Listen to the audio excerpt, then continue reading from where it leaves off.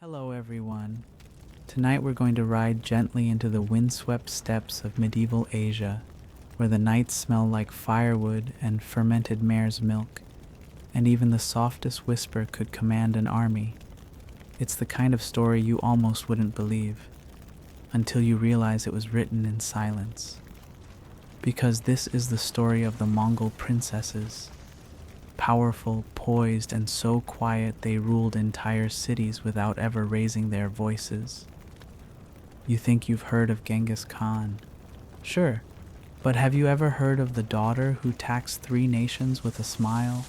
Or the granddaughter who led a council of queens in a tent filled with knives and silk? You won't survive this. No, not because it's dangerous, but because it's too soft, too slow, too strange, and in the best way possible, too sleepy. So before you get comfortable, take a moment to like the video and subscribe. But only if you really like what I'm doing here. Let me know where you're watching from and what time it is where you are. Now, turn off the lights. Let the gentle hum of the fan surround you and let yourself drift quietly into tonight's story. You arrive at dusk. The horizon is vast, nothing but faded hills, dry grass, and a sky smeared with ash-purple clouds. You're cold. Not teeth-chattering cold, but dry breeze up your sleeves cold. The kind that makes you tuck your hands into your sleeves like a monk and wonder where the nearest fire is.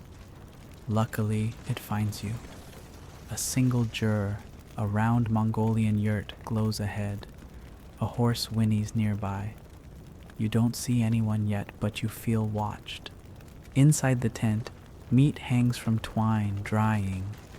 There's milk simmering in a bronze pot, bubbling gently, leaving little bursts of steam. You hear nothing but the wind tugging at felt walls and a slow, rhythmic thud. Someone grinding something in a wooden mortar. Then she steps into view. You were expecting a warrior, maybe. This woman wears no armor, no crown. She's wrapped in layers of embroidered wool, dark hair braided with tiny bells. But when she looks at you, you feel the way a soldier feels just before being given orders. She nods once. That's all. You've just met your host for the evening, a Mongol princess, and you are technically in her city. Now, don't go looking for stone walls or grand palaces. Mongol cities weren't always made of bricks. In the early empire, a city could be 1,000 tents arranged in a perfect circle, guarded by men in fox fur hats with a watchtower built from wagon wheels. This place moves when it wants, but make no mistake, this is where policy is shaped, alliances drawn, enemies vanished. Right here, beside the stew pot. The woman gestures toward a mat. You sit. She doesn't smile. She doesn't have to. Out here, words are precious. Mongol culture, especially in the imperial family, placed high value on restraint. Talking too much was considered unwise. Even a bird sings only when it needs to, as the old saying went. And this princess, she is a bird who rarely sings. But that doesn't mean she's powerless. In fact, the opposite. Her name, maybe it's Altani, maybe it's Becky, no one can quite agree, is whispered across trade routes like a blessing or a warning. She owns more livestock than some kings. She can summon 10 archers with a flick of the wrist, and she decides often in complete silence whether you live in this tent or vanish behind it. Historians still debate how much influence Mongol royal women had. Some argue they simply carried out orders. Others insist they shaped everything from succession to foreign policy. The truth, as usual, probably lies in the stew pot, somewhere between the bones and the broth. She serves you a bowl of arag, fermented mare's milk. It smells like regret but tastes oddly refreshing. Like yogurt with a vengeance. You sip it. She watches. A flicker of amusement? Maybe. It's hard to read someone who was trained from birth to control her face like a battlefield. Behind her, a young man sharpens a blade. Is he her guard, her brother, or just someone unlucky enough to offend her 3 years ago and still repaying his debt by cooking meat? No one tells you. Outside, the wind picks up. The horses huff, stamping the dirt. Somewhere in the distance, a throat singer begins. Low vibrating notes, like the earth itself is trying to lull you to sleep. And just when you begin to relax, she speaks. 3 words, quiet, clipped, final. Someone stands, leaves. You don't know what those words meant, but you're fairly sure a village will receive a new tax tomorrow. Or someone just lost a war. You blink. She's already back to sipping her tea. No crown, no throne, just a fire, a bowl of milk, and an empire moving beneath her like a quiet river. Welcome to the Mongol steppe. Welcome to her city. And welcome to the first night of your quiet journey. You wake the next morning not to the sound of roosters, but to the muffled groan of camels and the snap of leather straps tightening on saddles. Dawn here doesn't arrive gently. It smears across the sky like a bruised peach, casting long shadows over the dry, cracked soil and turning the smoke from breakfast fires into thin blue ribbons. You stretch beneath the wool blanket someone threw over you during the night. It smells like smoke, milk, and something faintly herbal, juniper maybe. Your hostess, the princess, is already awake, of course. She's outside speaking in a hush to 2 elders wearing robes dyed with crushed berries. You can't hear the words, but you can see the respect. One bows, the other simply listens, then walks off quickly. If she's giving orders, you can't tell. It looks like a conversation about weather. Maybe it is, or maybe someone just got exiled. That's the thing about Mongol princesses, they rarely shouted. But everyone listened anyway. They were raised that way. Daughters of the Khan were trained from a young age not to rule with iron fists, but with silk threads, the kind that seem soft until they're pulled tight. From childhood, these girls learned to ride before they walked, shoot before they stitched, and memorize bloodlines with the precision of a poet.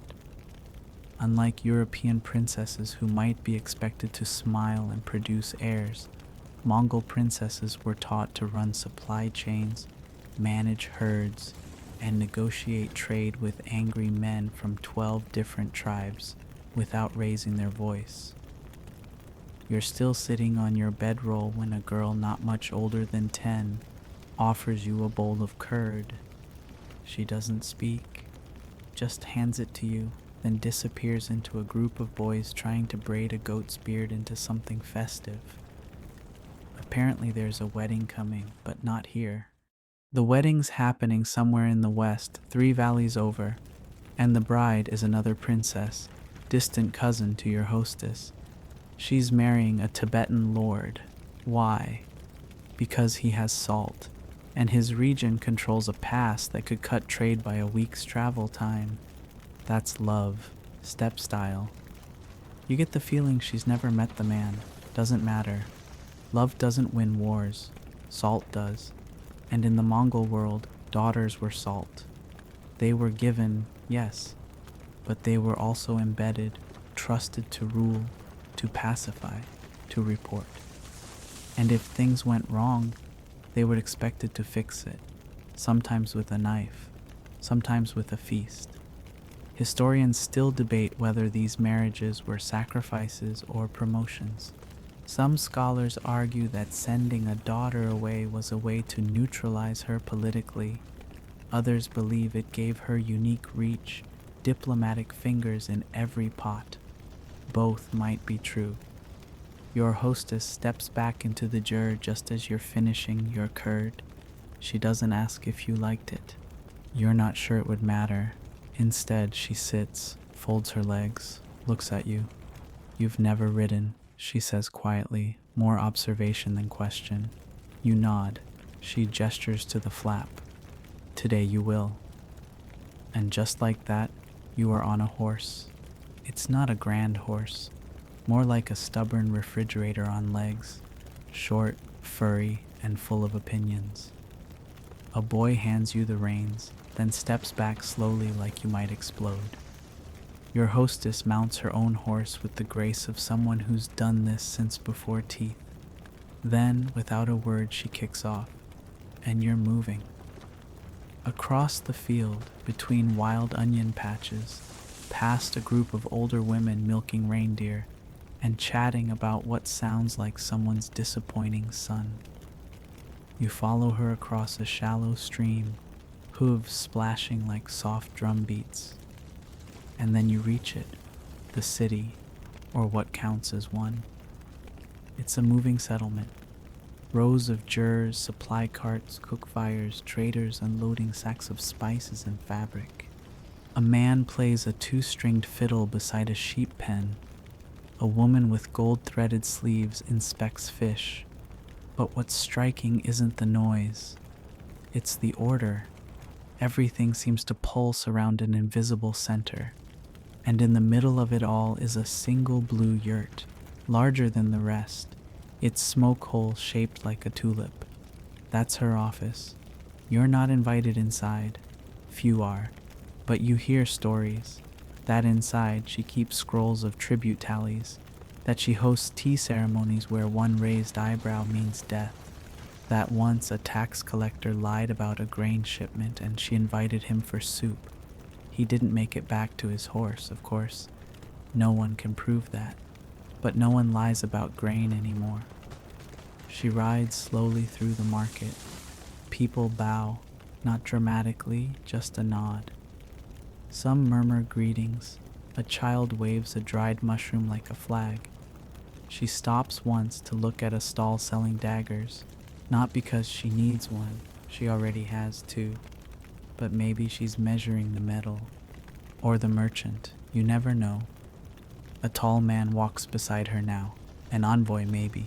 He says something about a trader from Samarkand who failed to deliver wool. She listens, doesn't speak, then lifts her hand briefly. The man bows and walks away.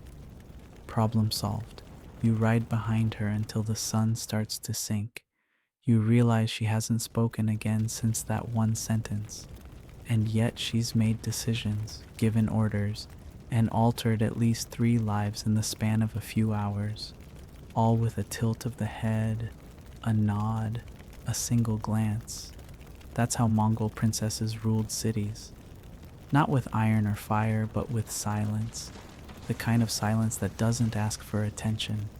It demands it. And you're beginning to understand that power isn't always loud. Sometimes it moves like a shadow across the grass, barely seen but always there. The next morning arrives with a sky the color of old parchment and the smell of boiled mutton floating through the camp like a memory. You're starting to adjust now, to the rhythm of hooves instead of bells, to breakfast without bread, and to conversations that last only as long as absolutely necessary. Today you follow her again, this princess of quiet thrones.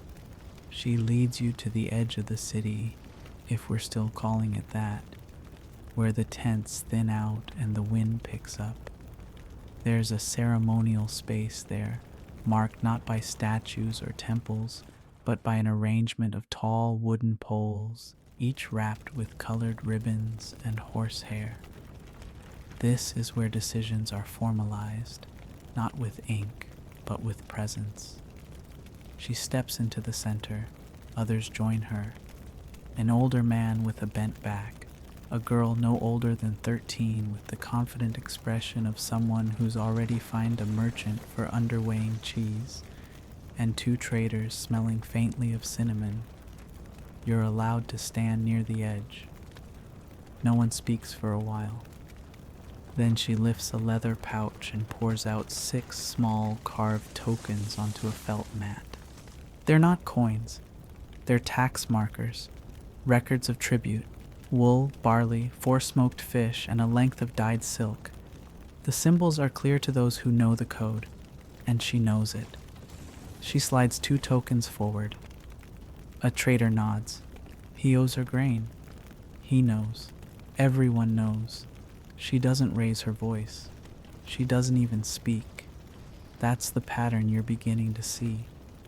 Mongol princesses ruled through quiet rituals, through gestures so practiced they became language. This wasn't some charming affectation, it was strategy. In a world where alliances shifted with the wind and loyalty could sour over a spoiled horse, silence was armor. Historians still debate how formalized these practices were. Some argue that Mongol women invented a full system of governance based on gesture and shared symbols. Others claim that they simply adapted what men did and refined it into something more elegant. Either way, it worked. She turns and the meeting dissolves like mist. You find yourself walking with her through a series of smaller jurs clustered around a central fire pit. These are the homes of advisors, healers, and scribes. Yes, scribes. Though the Mongols didn't build libraries the way other cultures did, they kept records, painstakingly. You duck into a low tent where an old woman sits beside a pile of bones. Not human bones. Sheep mostly. Each is etched with marks. Some are tax tallies. Others are more abstract. Possibly prayers, possibly predictions. The princess watches the scribe work. No words are exchanged. After a minute, she picks up one of the bones, turns it in her hand, and sets it down in a new pile. That's an approval. The old woman nods but doesn't smile. You think about how many approvals in your own world require meetings, signatures, probably a Zoom call. Here it's a bone in the right pile. Outside, the day is warming. You pass a group of teenage boys practicing archery. One of them tries to impress a girl by aiming at a bucket instead of the target. He misses. The girl laughs. The princess watches for a moment, says nothing, then continues walking. Moments like these build into a rhythm, and in that rhythm you begin to see how she governs, not just through grand decisions, but through constant quiet presence. Her authority is like the wind. It shapes everything, even if you can't see it. By midday, you're back near her own jur. She receives a visitor, another woman, older, with 3 long braids and a face that looks carved from wind and time. They greet each other with a nod and a brief touch of the forehead. You're told this is her aunt, another Khatun, once a city leader herself, now a respected elder. They sit together, sharing dried plums and talking in low tones. You catch only pieces. Something about a missing caravan, a salt trader who's being too clever, and a wedding gift gone sour. You're not sure what decisions are being made, but you sense that by tomorrow someone's route will be blocked.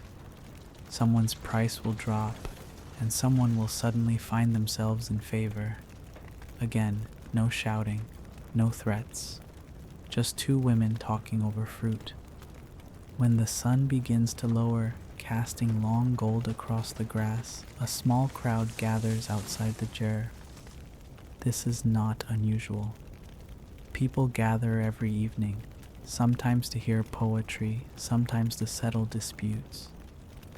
Tonight there's a merchant seeking permission to expand his spice stall.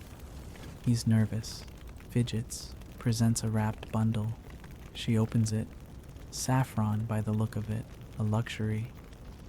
She sniffs it, closes the cloth, and hands it to a nearby child. Then she raises one eyebrow.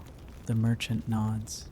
He understands. He won't expand, not this week, maybe never. The audience disperses. The princess rises. And as she walks back into her tent, you realize she has spent the entire day adjusting the flow of power, money, goods, and relationships without once lifting her voice. No decrees, no seals, just quiet eyes and the occasional tilt of the head. You lie in your bedroll later, staring at the ceiling of the jur. The stars are out beyond the smoke hole. Horses breathe nearby. Somewhere a baby cries, but all around you is peace, earned not through violence or fear, but through the calm control of a woman who speaks softly and carries nothing but absolute confidence. That, you think, as your eyes begin to close, is a kind of power most people never even recognize until they feel it shift beneath their feet. You wake in the pre-dawn stillness to the smell of wet grass and the sound of fire being coaxed to life. The camp hasn't stirred yet, not really, but you can feel it stretching in the darkness. A soft rustle here, a low cough there, the squeak of leather as someone checks their saddle before the sun even considers rising. You step outside and she's already there, the princess, wrapped in a thicker robe today, fur-lined and embroidered with subtle symbols. 2 deer, a curved moon, a single eye. She nods toward the east. You follow her gaze. Nothing but hills and the faintest light. But something is coming. You sit near the fire and sip the morning broth someone hands you, thick with barley and the taste of something smoky. She doesn't speak, but you're starting to understand that silence is not absence, it's clarity. While you chew, she studies the horizon like it owes her an answer. And then it arrives. Riders, 6 of them. They gallop in formation, their hooves thudding like drums across the hard earth, bringing with them a swirl of dust and a sharp breeze. These are her messengers, sent out 2 weeks ago to monitor trade routes, grain storage, and the mood in border towns. They dismount with synchronized ease, bowing low, offering bundles of cloth, tiny scrolls, and 1 perfectly round stone. Each gift is more than it appears. The cloth signals the weaver's price has risen. The scroll contains complaints from a village about a traveling monk who talks too much. The stone, well, the stone might mean anything. She accepts them all in silence, gestures once, and the riders disperse. But not before she pulls aside one of them, the youngest, a girl, maybe 16.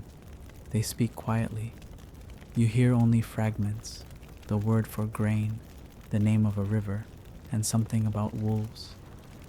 Then the girl is gone, off to the far end of camp, likely to prepare another journey. This is the rhythm of governance here, not palaces or parliaments, but constant motion, quiet exchanges, gestures laden with consequence. You remember someone once saying that true leadership is like good embroidery, invisible from the front, but full of tight knots underneath.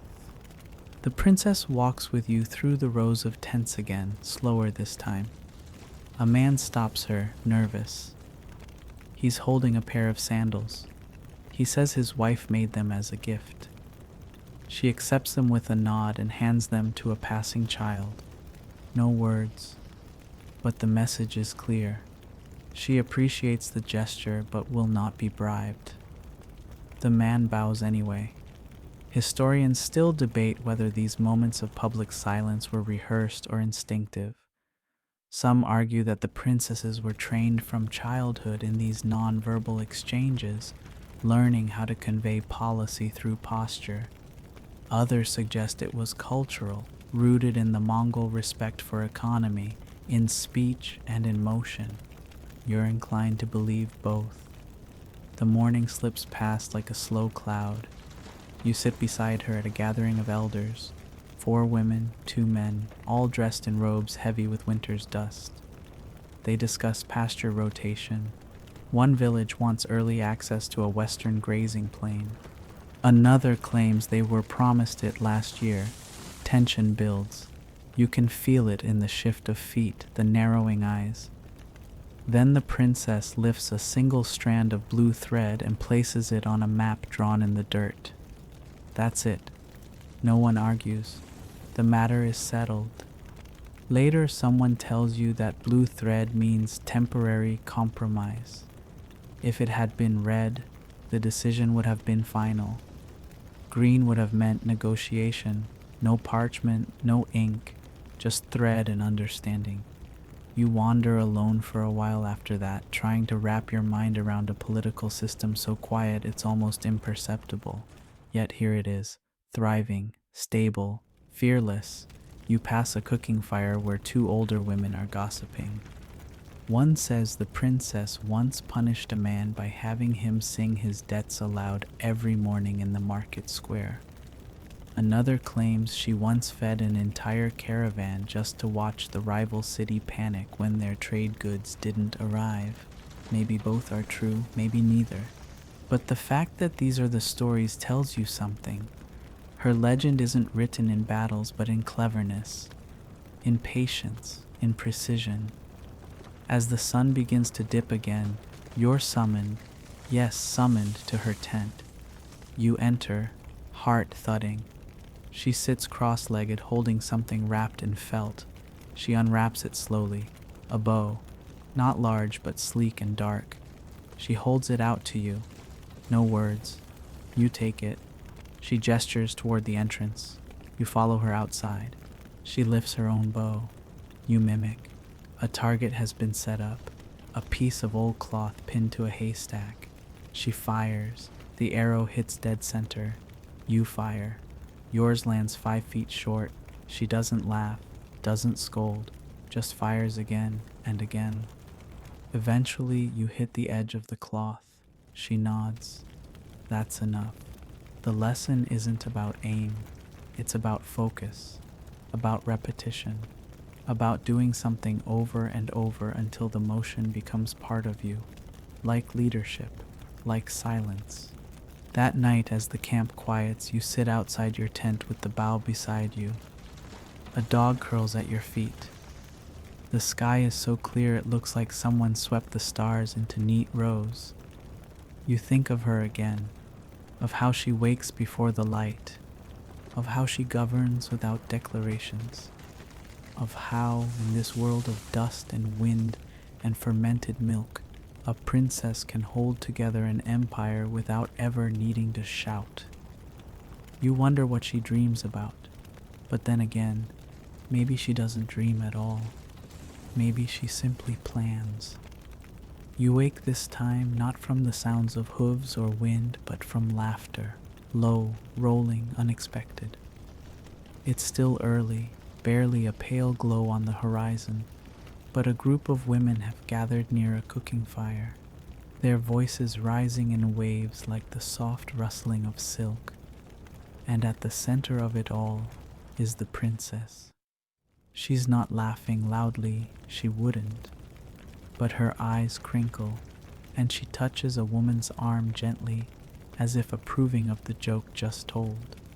It's the first time you've seen her like this, unguarded or at least a little more human. The women sit in a circle, grinding herbs, stitching saddle covers, sipping warm milk steeped with salt and nettle. It's not a council meeting, not a ritual, just daily life. And yet decisions are still being made. You listen closely. They're talking about a recent birth. A trader's wife delivered twins, rare, risky. The midwife is praised, but then another voice, gentler, suggests that the twins might be a bad omen. Silence falls briefly. The princess doesn't react outwardly, but after a beat she changes the subject. The midwife is later summoned to her juror. A gift is given, respect is affirmed. The gossip fades, harmony preserved. This is how power moves here, softly but always forward. Historians still debate the extent to which Mongol princesses were involved in domestic and spiritual matters. Some claim they ruled only through male advisors, that their influence was symbolic. Others argue they held complete control over local justice, spiritual rituals, and clan disputes. The truth is probably stitched between those claims, like the seams in the saddle covers, visible only when you turn them inside out. After breakfast, you accompany the princess on a short ride. Today, it's not for inspection or ceremony. She rides alone, fast, without her usual guards or entourage. You barely keep up. The land blurs. Tufts of dry grass, startled birds, a herd of goats that scatters like dropped coins. At last, she slows near a ridge overlooking a small valley. From here, you can see another camp, a smaller one, clearly poorer, with fewer tents and more smoke. She watches it in silence. Then she says, almost to herself, "They'll move north. The water's too low here." You don't reply. You're not sure if it was a statement or a command. She turns to you. "What do you see?" You hesitate. Smoke, a broken fence, a child chasing chickens. She nods once.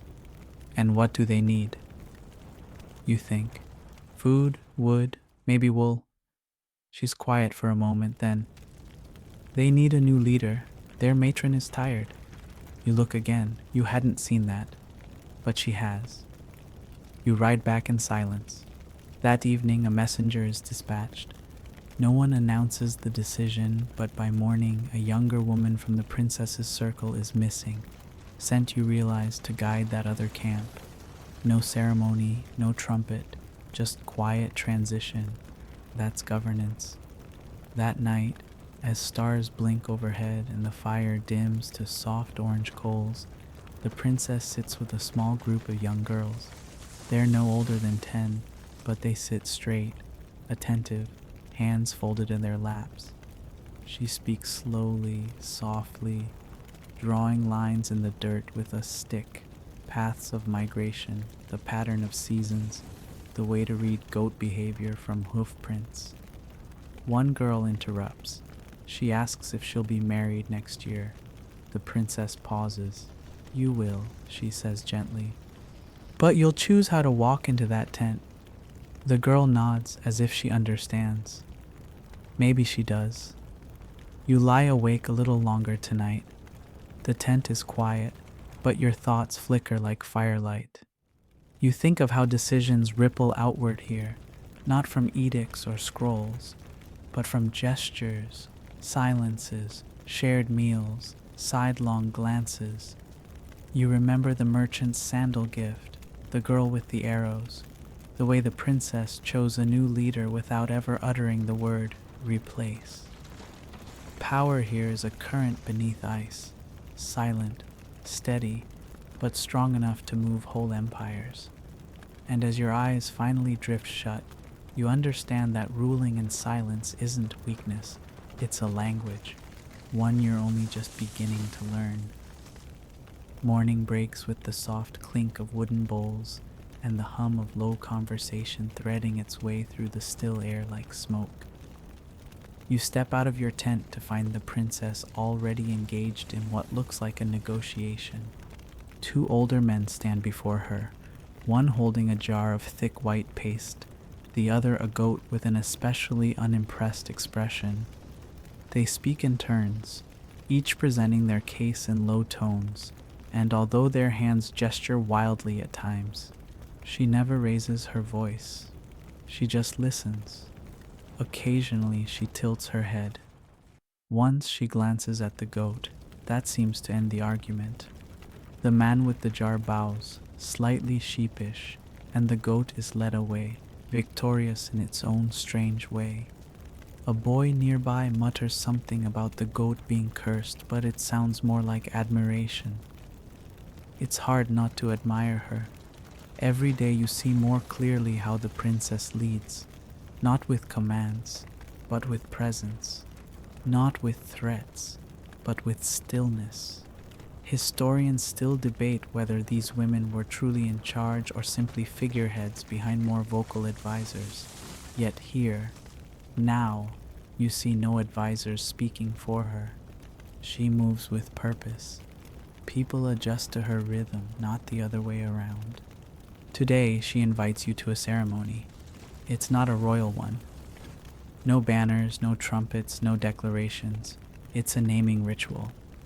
A baby, born under the last full moon, is being given her name.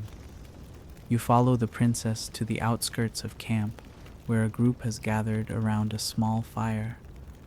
The baby's mother kneels, wrapped in a shawl embroidered with tiny cranes.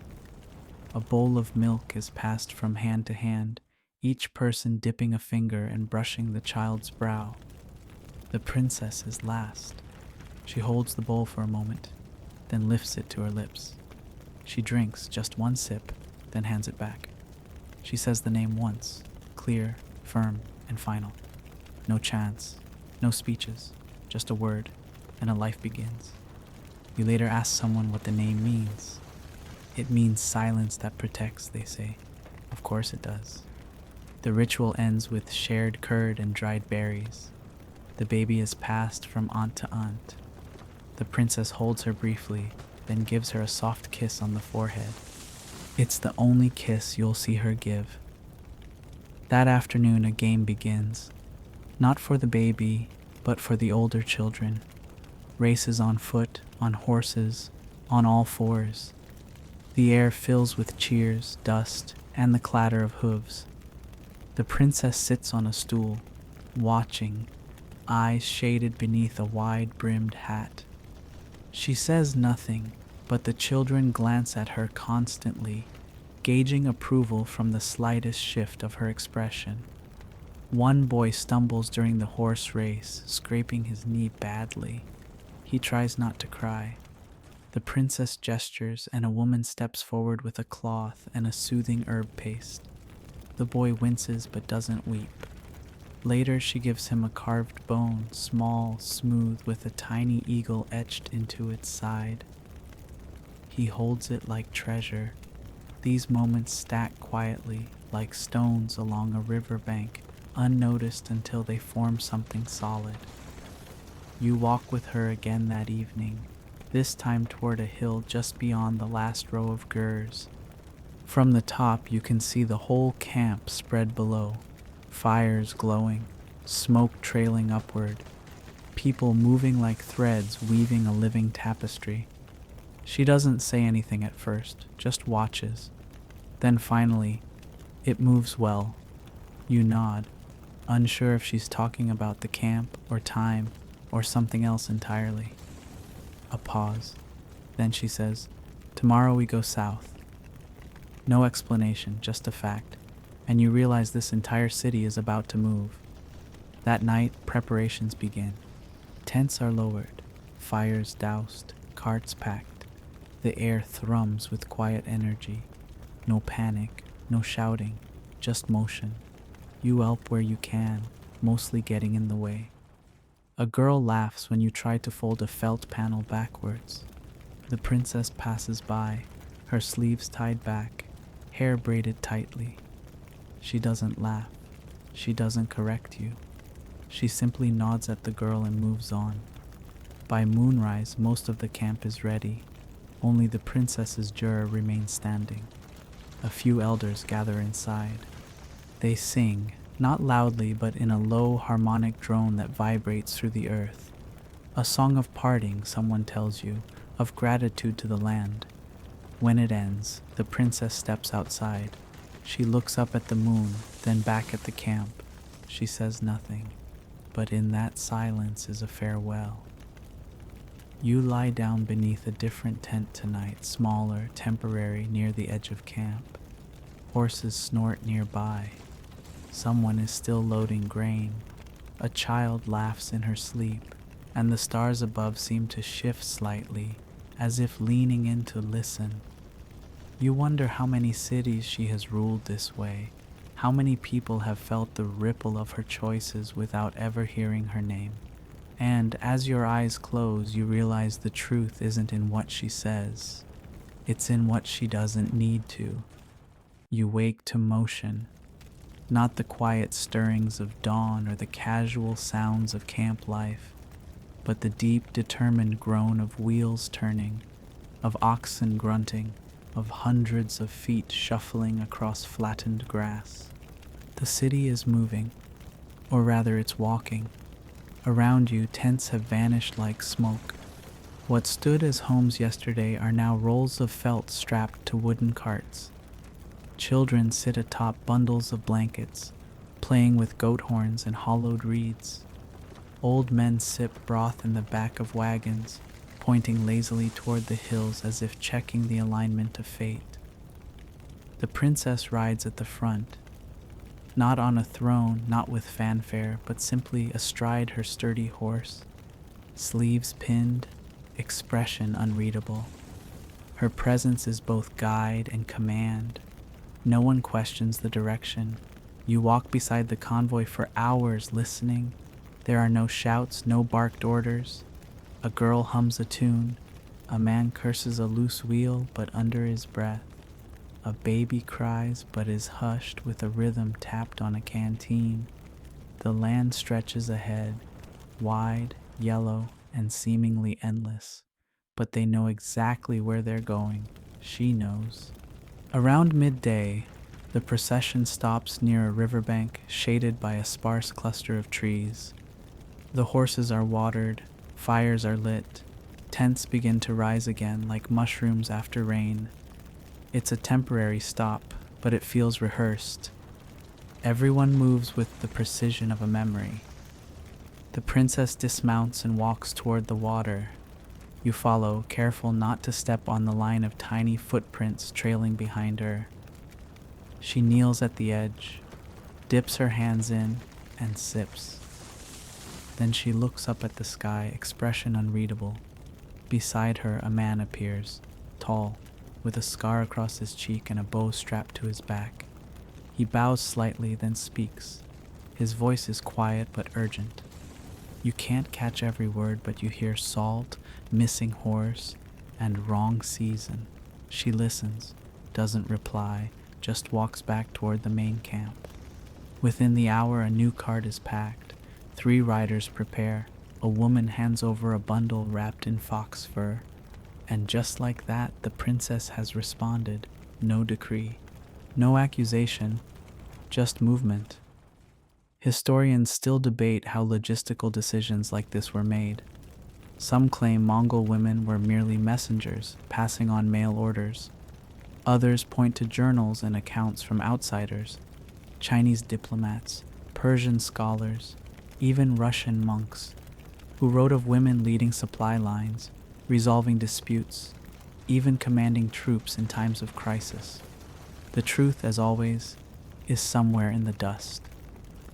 That afternoon, a young boy is caught stealing a plum, not a dramatic theft, just one soft, wrinkled fruit taken from a trader's cart when no one was looking.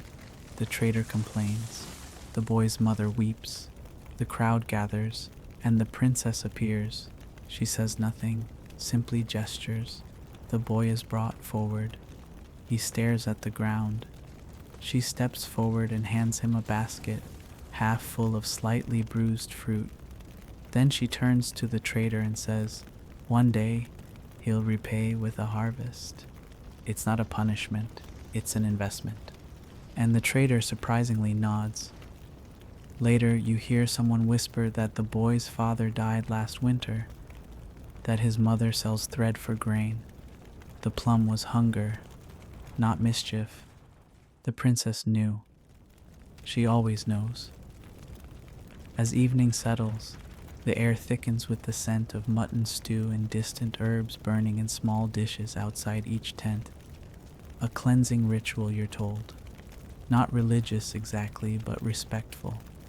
Gratitude to the land. Hope for safe passage. The princess sits near the main fire now, flanked by 3 women, younger, each dressed in garments that mimic hers, though not as finely stitched. They speak in turns, offering updates. One mentions a brewing disagreement over pasture boundaries. Another shares rumors of a caravan bringing silk from the east. The third warns of strangers trailing the camp from the north. The princess listens, then speaks just once. Too early for boundaries. Watch the eastern wind. That's all. But the women nod and leave, already moving to implement plans you can't even begin to unravel. You sit beside a man plucking an instrument shaped like a paddle with strings. He sings quietly, a song about a woman who turned into mist rather than marry a fool. It's supposed to be a joke, but you notice the firelight flicker across the princess's face, and you wonder if she's ever wished for mist herself. She catches your gaze, doesn't smile, but she doesn't look away. That night, you sleep near the river, wrapped in a borrowed wool cloak that smells faintly of pine and sweat. You dream of wheels, of hooves, of fire that walks. You dream of her, riding silently at the front, the wind shifting with her every glance. And when you wake, just before the sun, you realize the camp is already stirring again. Quietly, steadily, as always. By the time the sun lifts fully above the horizon, the camp has already moved again. The carts roll with a groan, horses nudge forward in practiced rhythm, and the sky takes on that pale golden hue that only seems to exist on these endless steppes. You walk beside the column, dust rising with each step, your legs beginning to understand the rhythm, even if your mind still struggles to grasp how this entire city shifts without hesitation. The princess rides slightly ahead today, her robe heavier, trimmed with tiny discs of polished bone that catch the light but never flash. She speaks to no one, but every few minutes someone rides up beside her, exchanges a glance or a whisper, and then peels away with purpose. You begin to understand that her silence is not absence, it is constant listening. Around midday, the procession pauses at a flat stretch of land dotted with wild onions and thistles. A small stone marker juts from the ground, not carved, not grand, just placed. A child asks what it means, and an elder answers simply, "She was buried here, buried." The princess dismounts and walks toward the stone. She kneels, places a small string of blue beads at its base, then bows her head. No words, no ceremony, but everyone waits. This was her cousin, you learn, a Khatoon who ruled a trade post near the Altai Mountains, ambushed 5 winters ago. Some say by thieves, some say by rivals. Historians still debate what really happened. Some claim it was an internal betrayal, a caravan that never arrived, a night too quiet to be trusted. Others suggest it was simply the cost of being a woman who wielded too much power in a world that resented silence. But here, now, the story doesn't matter. The bead offering does. The pause does. She returns to her horse. The camp continues. That afternoon, the air turns colder. A storm is coming, not one of rain, but of dust. The sky darkens. Scarves are pulled tighter. Carts are circled for shelter. In the midst of this, the princess moves like gravity. She directs without shouting. Gestures to elders. Points toward a grove that will serve as windbreak. Nods once at a boy who sprints off before anyone else even registers the shift in wind. When the storm hits, it howls like a beast made of sand. But no one panics.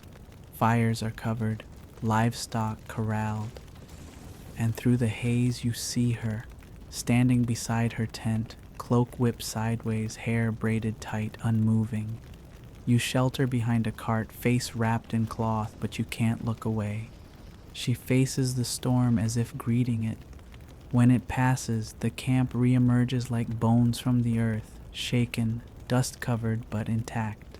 That night there is no music, just the sound of hands brushing dust from cloth, of tired voices murmuring gratitude to the stars. The princess does not speak during the evening meal. She eats simply from a wooden bowl, then retreats into her jur. You wonder what burdens she carries, whether she remembers every decision, every cousin buried under a plain stone, every storm that failed to move her. Later, you walk to the river's edge, the same one from the night before, now muddier, darker. A boy sits there, legs in the water, humming something tuneless. He points to a patch of reeds. "She saved my sister," he says. You ask what he means. He shrugs. "A man promised marriage, then left. The Khatoon heard. Now he carries manure, and my sister's married a scribe." You blink. It's not revenge, it's order. Quiet justice. And then just as you're about to speak, the princess appears. She stands a few feet away, eyes on the water. The boy falls silent. She doesn't send him away. She doesn't speak. She simply watches the river with that same stillness she used with the storm. The boy whispers. She listens to the water. Maybe she does. You stay there until she turns, walking back toward camp with the pace of someone who has already planned tomorrow. That night, you lie awake thinking of what it means to rule like her. No palace, no armies, just decisions, movements, glances. You think of the blue beads at the grave, the bowed heads during the storm, the boy's sister marrying a scribe, and you wonder, how many cities has she ruled this way? How many storms has she named without a word? The stars overhead flicker like they're trying to answer, but the wind is louder, and sleep comes not with dreams, but with silence. By morning, the sky has returned to its familiar pale blue, and the dust from the storm now lies like fine powder across every surface, softening even the sharp edges of the wagons and carts. People move more slowly today. The storm took something, even if it didn't break anything. There's a hush across the camp, not of fear, but of respect. You notice more people glancing at the princess, not out of curiosity but reverence. She doesn't acknowledge the looks. Instead, she walks through the center of camp with her hands clasped behind her back, inspecting the small repairs underway, pausing briefly to watch a child rewrap the leather around a goat's harness, nodding once when a row of tents is repositioned with near-perfect symmetry. The entire city, if you can call it that, is adjusting its bones, and she is the one realigning its spine. You follow her past a cooking fire, where a trader is stirring a pot filled with something that smells aggressively nutritious. He offers her a taste. She takes it, raises an eyebrow, then silently hands him a pinch of spice from her sleeve. That's approval, possibly even praise. He beams like he's been knighted. She moves on. Around midday, a foreigner arrives. You hear the sound before you see him, a camel's irritated groan and the jingling of decorative beads. The man is tall, with skin baked deep by the sun and a scarf wrapped tightly across his head. He carries gifts, dyed cloth, a small brass mirror, and a carved wooden box filled with dried citrus peel. A delegation forms immediately. Traders, scribes, even a few curious elders gather as the princess steps forward. The man bows low. She nods. He speaks in a halting dialect of Mongolic mixed with Persian. He brings news from the south, offers trade, and requests passage through the western pass. She listens, doesn't interrupt. When he finishes, she turns to a nearby girl, young, maybe 12, who carries a pouch of polished stones. She selects 3 and places them in the foreigner's hand, 1 red, 1 black, 1 green. He stares at them, then bows again, this time deeper. The crowd murmurs. You ask what it means. Red is caution, someone says. Black is truth. Green is welcome. He may pass, but he must be watched. No papers, no signatures, just a handful of colored stones and a stare that weighs heavier than any oath. Historians still debate whether this color system was codified or instinctive. Some accounts mention entire negotiations conducted with nothing but objects, cups placed in different directions, bread broken in halves, arrows laid in patterns on rugs. Others argue that such rituals are exaggerations by odd foreign scribes. But you're starting to see that exaggeration is simply what happens when outsiders try to describe something so subtle it feels like magic. Later, you find the princess sitting alone near the edge of camp, working a strip of cloth through her fingers. She's sewing something. You're surprised. She doesn't seem like the type. But the cloth isn't decorative, it's a map. Thin red lines for rivers, blue stitches for safe paths.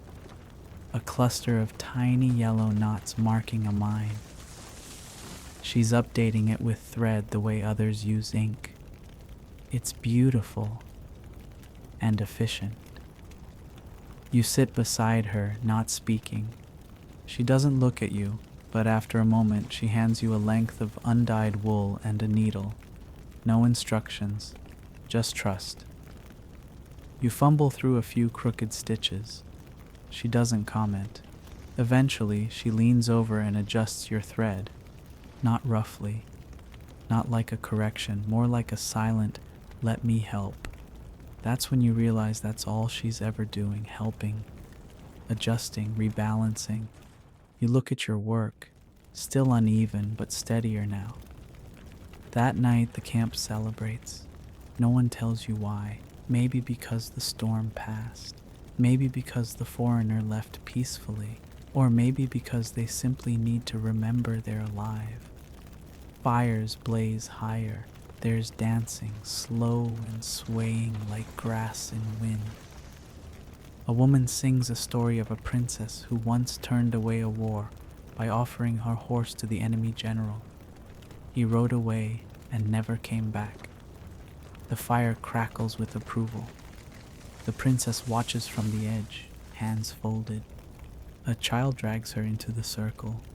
At first she resists, but then she smiles, faint, rare, and steps into the rhythm. The entire camp seems to exhale.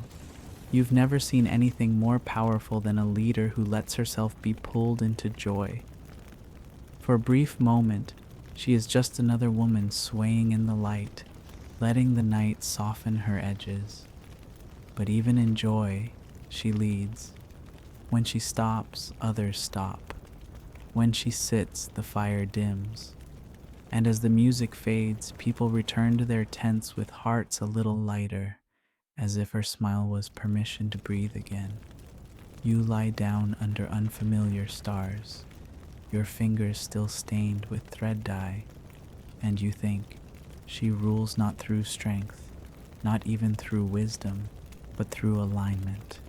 She is the thread, and everyone else adjusts to her tension. The morning arrives quietly, as it always does on the steppe, with the breeze that slips beneath the tent flaps, and the faint clinking of harnesses being tested by hand. The camp is beginning to stir, but today the rhythm feels slower, more deliberate. There's a hum beneath everything, like the entire city is holding its breath. You rise and find that the princess is already gone from her usual place. Not at the fire, not among the carts, not in council. Someone points east. You follow. She's standing beside a tree, not a grand one, but here, where trees are rare, even a modest willow seems sacred. She holds a thin reed in one hand and a worn scrap of parchment in the other. As you approach, she speaks without turning. Today we judge. That's all. And yet your stomach knots. You don't know who is being judged or why, but you understand that whatever happens next will not be loud. It will be sharp. She walks back toward the heart of camp, the reed still in her hand. By the time she arrives, a gathering has formed. At its center stands a man, middle-aged, face drawn tight, robes cleaner than most. Beside him, a boy no older than 7 clutches a small goat.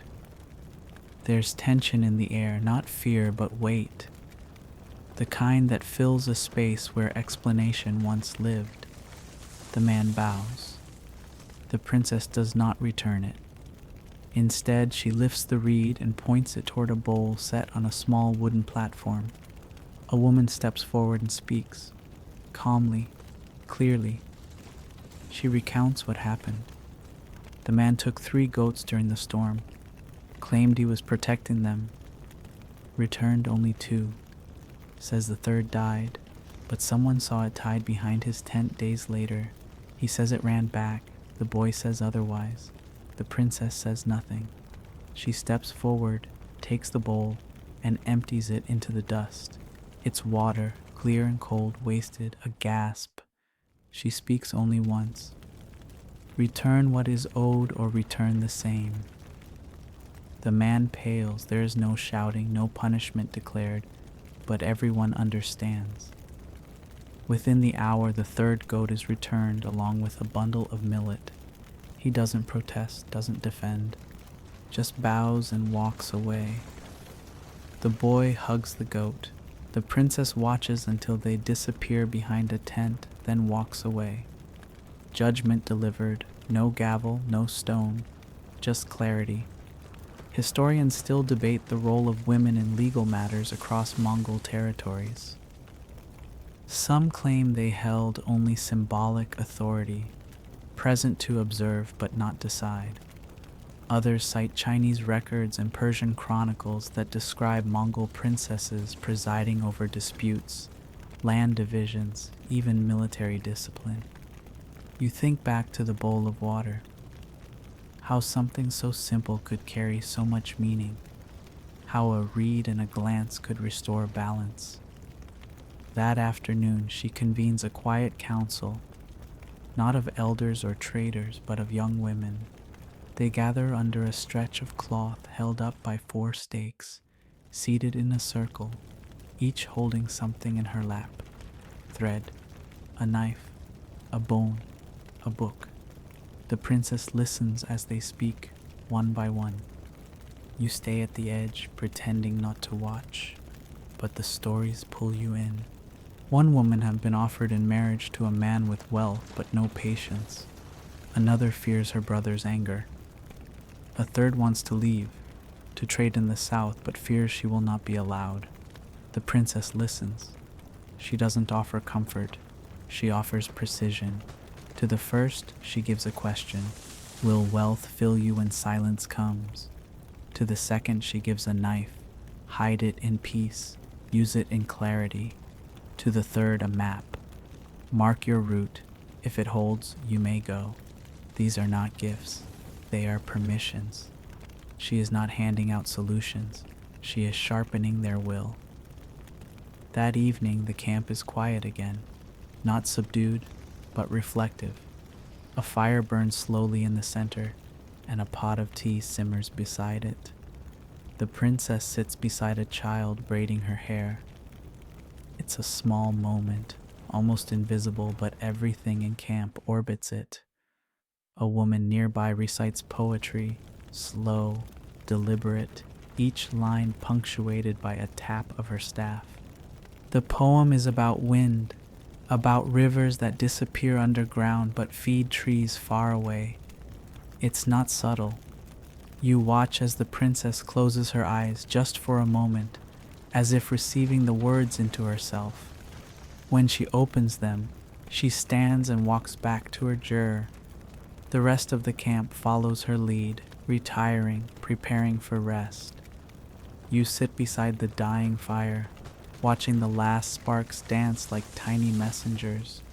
Today you saw justice delivered without anger. You saw young women given power without promise.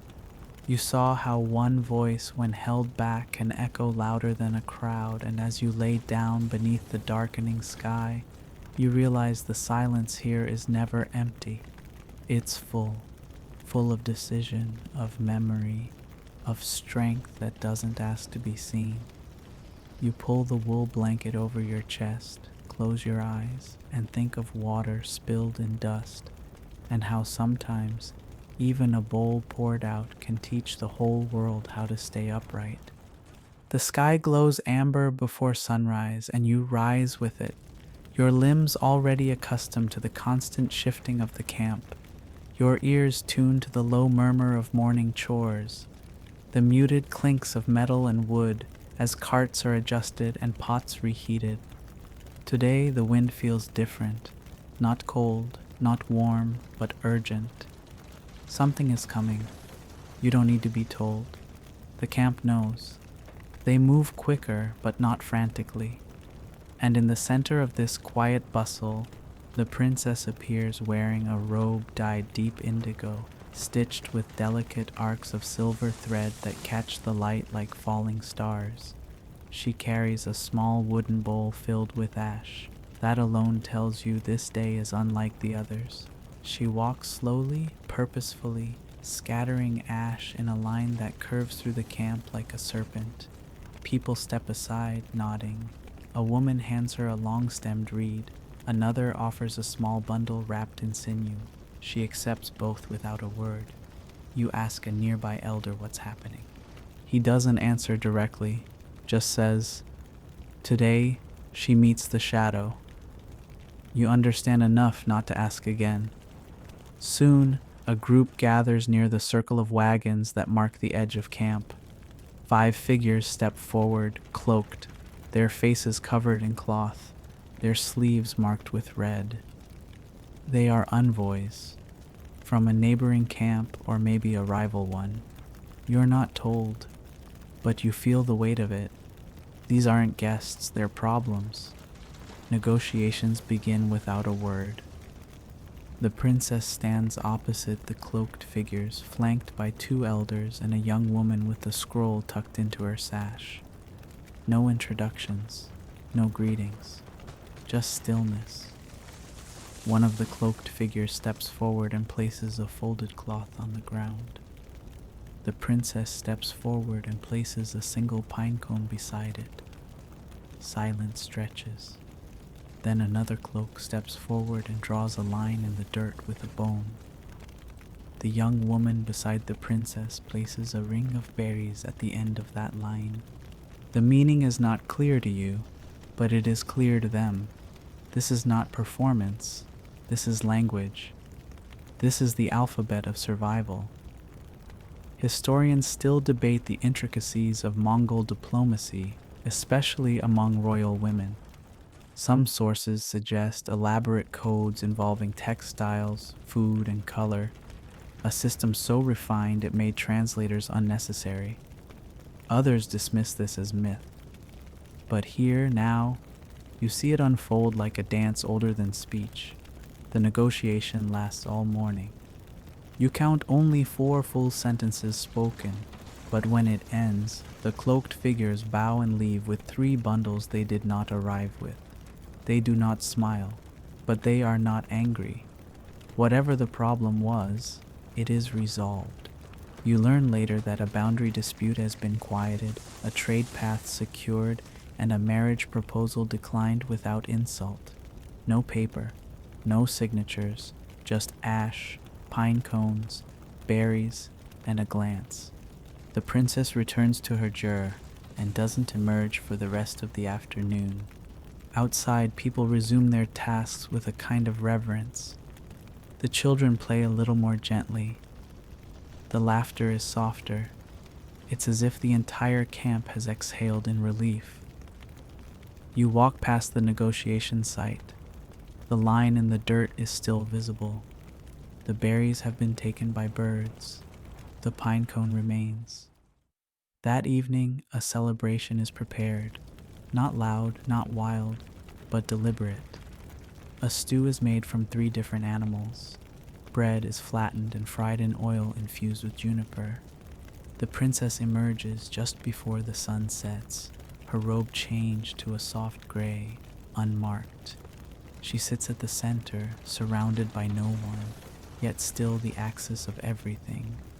One by one, people bring her small offerings, not gifts exactly, but affirmations. A girl offers her a song. A boy recites a list of stars. An old man offers her a carved comb made from ox bone.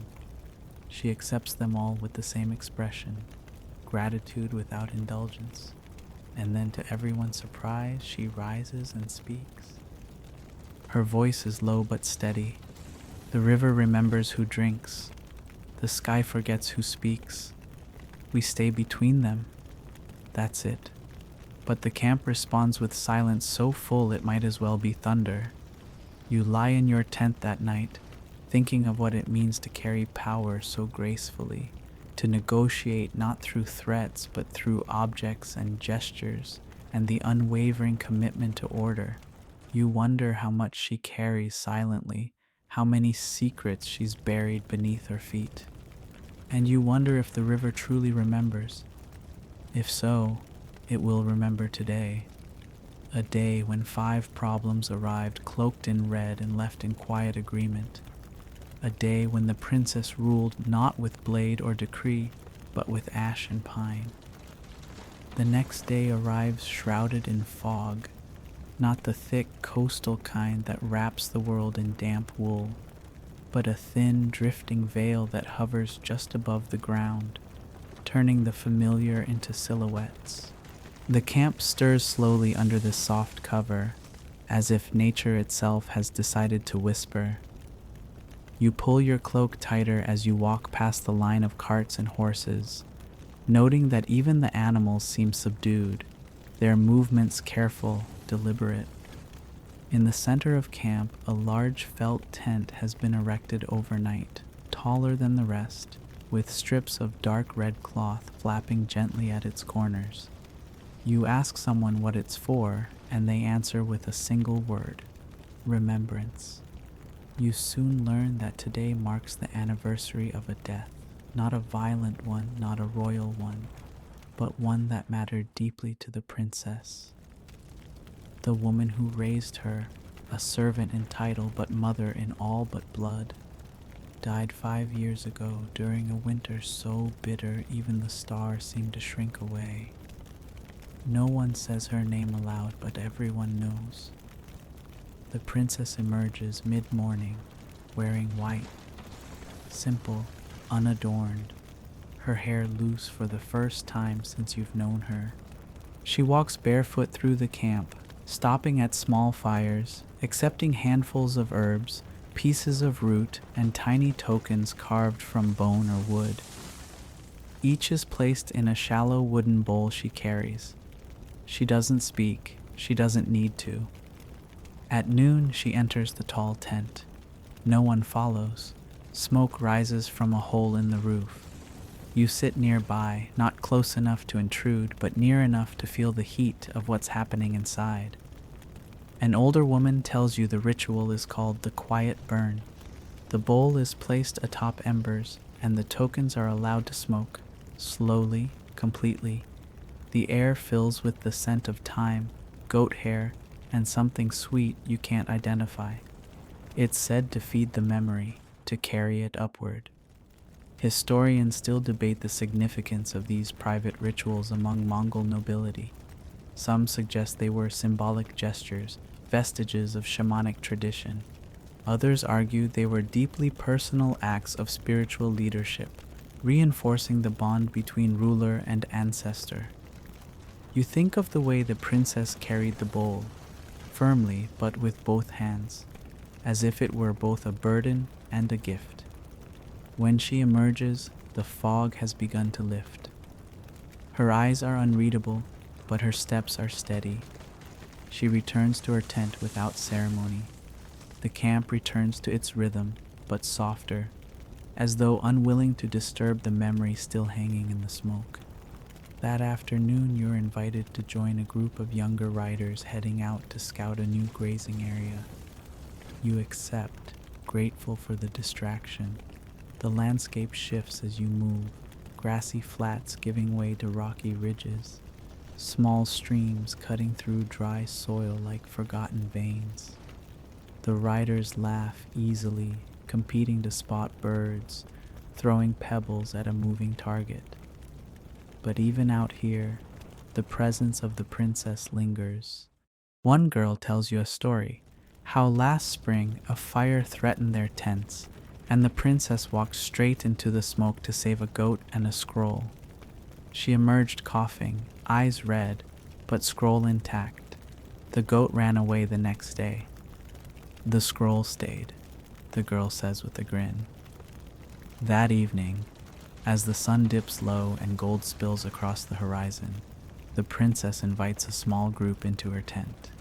You're included. Inside, it's warm and quiet. Bowls of broth are passed, and a soft tune is played on a two-stringed fiddle. She sits in the center, her hair now braided again, the white robe replaced by a garment of dark green. Someone asks her a question, not about politics or marriage or trade, but about dreams. Do you dream? The young man asks. There's a pause. She answers simply, I used to, now I remember instead. The others nod, not asking more. You sit with that thought long after the gathering ends, long after the fire dies down, and the night wraps itself around the camp like another veil. You lie under your blanket, listening to the distant steps of someone checking the horses, the soft snore of a child nearby, and the crackle of the last ember. You think about memory, about smoke, about the way grief can be silent and still shape every step you take. And you realize that in a world built on movement, it is the quiet things, the things never said aloud, that hold everything together. The sun rises sharp and clear, burning off the memory of fog and smoke as if declaring a new page must begin. The camp hums with energy, carts being realigned, saddles tightened, ropes checked and rechecked. You sense a shift, not just in the wind, but in the tone of every movement. Today feels like a departure, not just from place, but from something heavier. The princess is already mounted by the time most of the camp is breaking fast, her horse restless beneath her, but obedient to the gentle pull of her reins. She wears a robe of deep red, the same color as the banners flown during winter ceremonies. A bold choice, a signal. You fall in beside the procession as it begins its slow migration southward, the familiar crack and groan of wheels becoming a rhythm that your body now answers without thought. The path is narrower here, lined with low hills and patches of stubborn shrubs. The pace is slower, more deliberate.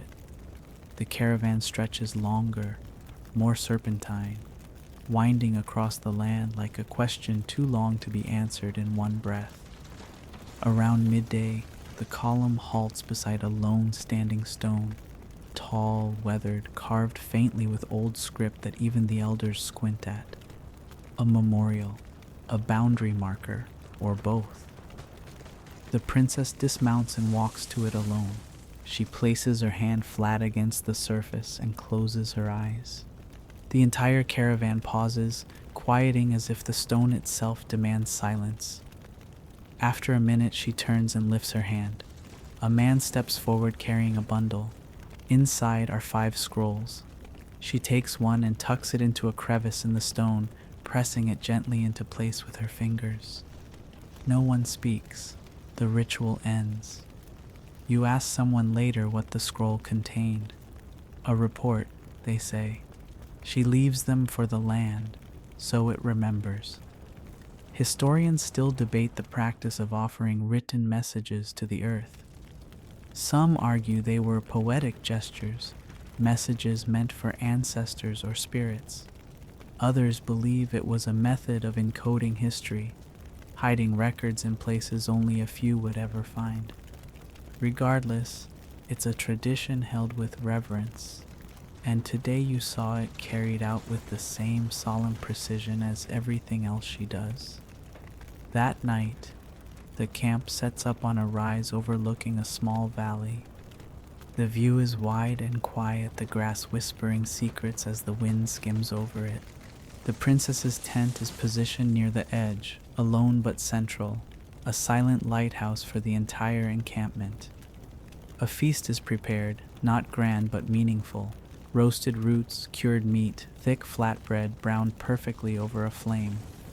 The people eat slowly and the children are more subdued than usual.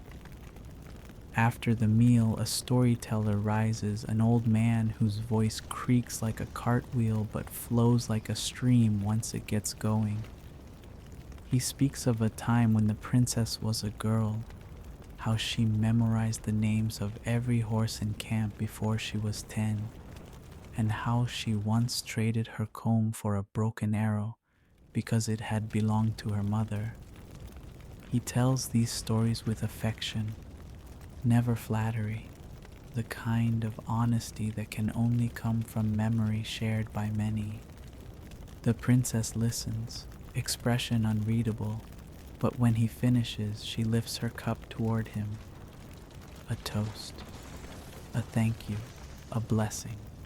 As the fire dims, she begins to hum, not a song with words, but a tune low and steady, one that sounds like a river under ice or the wind moving through pine. Others join, you join, and for a few minutes the camp becomes a chorus of breath and note and heart. You find yourself sitting beside a young man who's been riding near the supply wagons for days. He whispers that the valley below was once a battlefield. Centuries ago, he says that's why the grass grows taller there, why the horses snort when they approach. You glance at the princess. She stares into the valley, eyes calm, as if reading the ground like a scroll. Perhaps she knows, perhaps she always knew. Later, as people retreat to their tents and the stars prick the sky into velvet, she walks the perimeter of the camp alone. You follow at a respectful distance, noting how her shadow seems to stretch ahead of her, leading rather than following. She stops once near the edge of the hill and looks down. You can't see her face, but you don't need to. She speaks just once, quietly. They're not gone. They're just listening. Then she walks away. You lie awake thinking about what it means to write your story in the land, to leave your memory in stones, to hum a song so gently that the wind carries it beyond the hills. You realize that the most powerful rulers aren't remembered for what they built, but for what they carried, and how softly they walked while doing so. The sun emerges from behind the hills like a reluctant secret, casting long golden fingers across the dew-damp grass. Today the camp doesn't stir as quickly. There's a kind of hush clinging to everything, as though the ground itself is listening for something. You rise, stretch, and glance toward the princess's tent. The flaps are open, but she's not inside. You're not the only one who notices. A few others scan the horizon, heads tilted slightly, eyes narrowed. Then someone points. She's already walking the lower path, alone, her robe billowing slightly with each step like a sail guiding her forward. You hurry to catch up, careful not to make too much noise. When you reach her side, she doesn't look at you, but she doesn't wave you away either. She speaks after a long stretch of silence. Today, we listen to the forgotten. You don't ask what that means. You know you'll find out soon enough. She leads you down into the valley, the tall grass brushing your knees, the air thick with the scent of time and something older. At the center lies a ring of stones, low, weathered, placed deliberately. No one tends them, yet they remain. She kneels and places her hands on two of them, palms flat, fingers splayed. You do the same. The stones are warm, as if holding on to yesterday's light.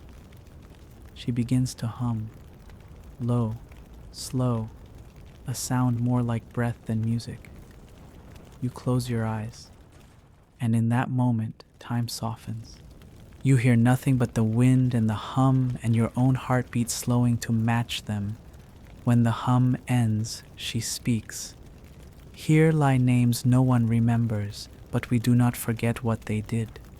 She pulls a small cloth from her sleeve and places it atop the center stone. It's embroidered with thread so fine you can barely see the pattern, a series of spirals and dots, a map maybe, or a prayer. You don't ask. Some things are not meant to be explained. The walk back is silent. She carries herself differently, not heavier, not lighter, but deeper, as if rooted more firmly to the earth beneath her. Back at the camp, preparations are underway for a new crossing.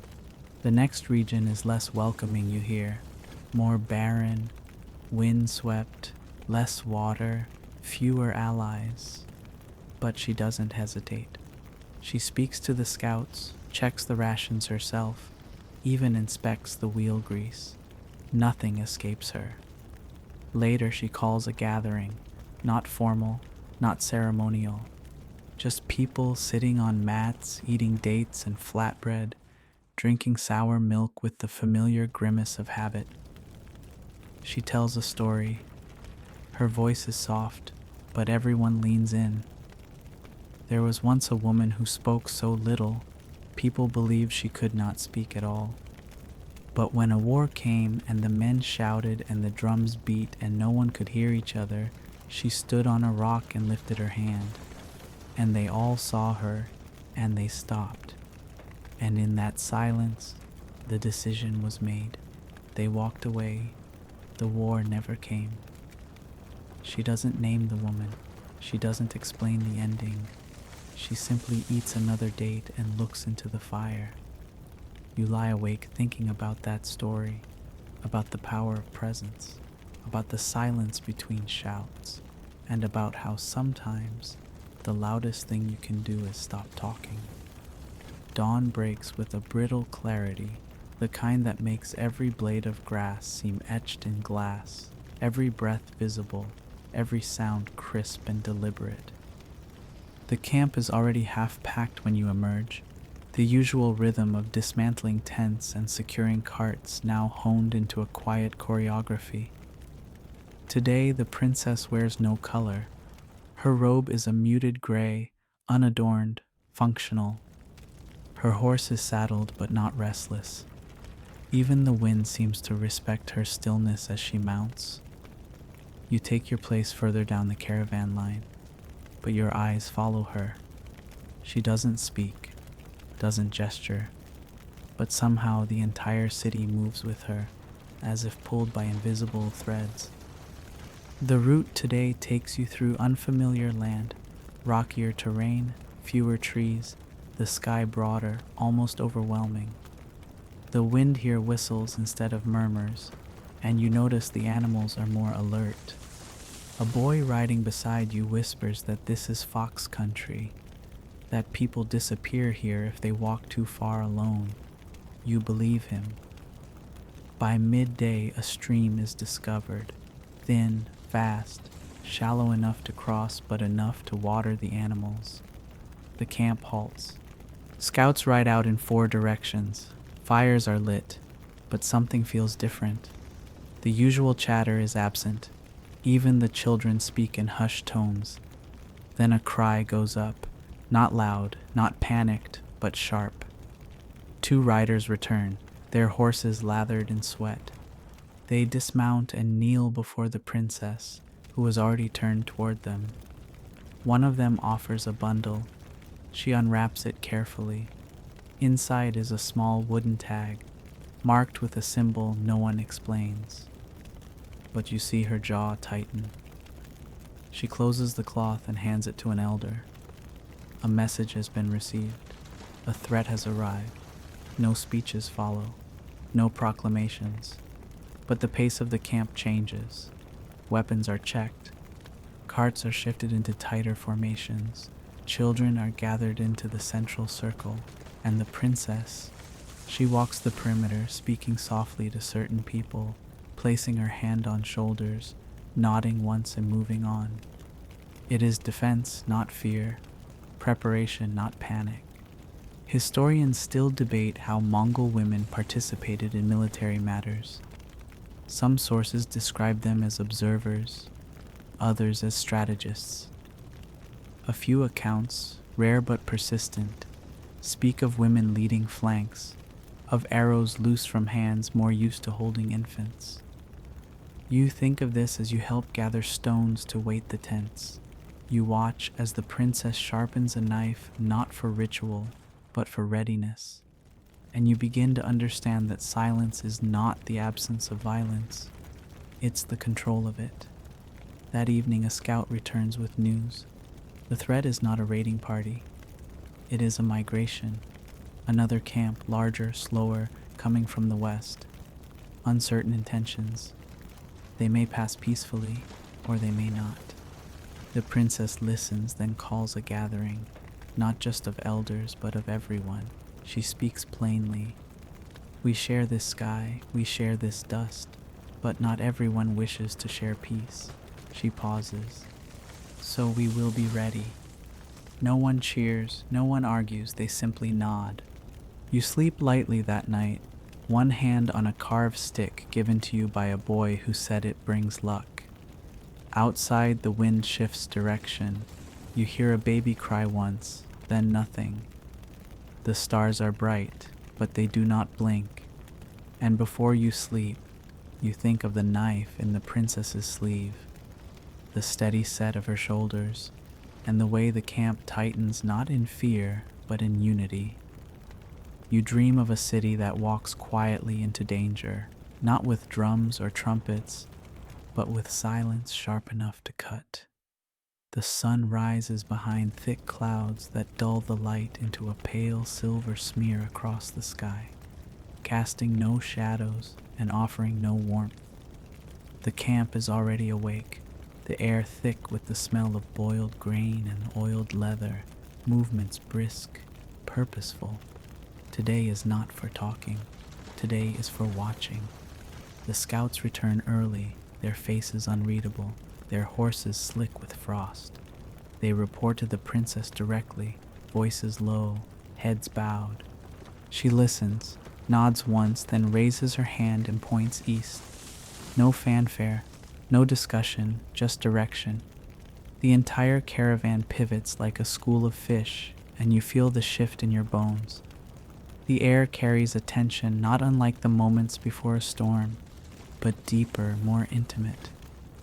You walk beside the carts, eyes scanning the ridgelines, ears tuned for hoofbeats. The silence is a language now, shared by all, heavy with things no one needs to say. As you pass a line of boulders, you spot the princess again, dismounted, speaking quietly with an old woman who wears a robe stitched with eagle feathers. She places something into the woman's hands, a piece of folded cloth, small, old. A message? A promise? No one explains. The woman bows. The princess rides on. You later learn the old woman is a Khatun from another lineage, once powerful, now quiet. The cloth was a symbol of alliance, or remembrance, or both. These are the kinds of exchanges that shape empires and leave no trace in the scrolls. By midday, the camp stops at a narrow canyon. The walls rise steeply on both sides, offering shelter and danger in equal measure. It's a place for ambushes or for hiding. The princess stands at the mouth of the pass, arms folded, eyes closed. Then she walks through first. The rest follow. No one hesitates. Inside the canyon, sound changes. Every footstep echoes. Every whisper seems loud. Children are hushed with looks. Fires are made smaller. Carts creak like old bones. The walls sweat with moisture and your breath feels heavier. You stay close. You watch. And still, no attack comes. Only the quiet. Only the long walk between stone and sky. Historians still debate the psychological strategies of Mongol leadership. How much was intentional? How much instinctive? Some believe their silences were designed to unnerve. Others see it as practicality. But here, in the middle of this canyon, with the world pressing in, you begin to understand. Silence is more than strategy. It's protection.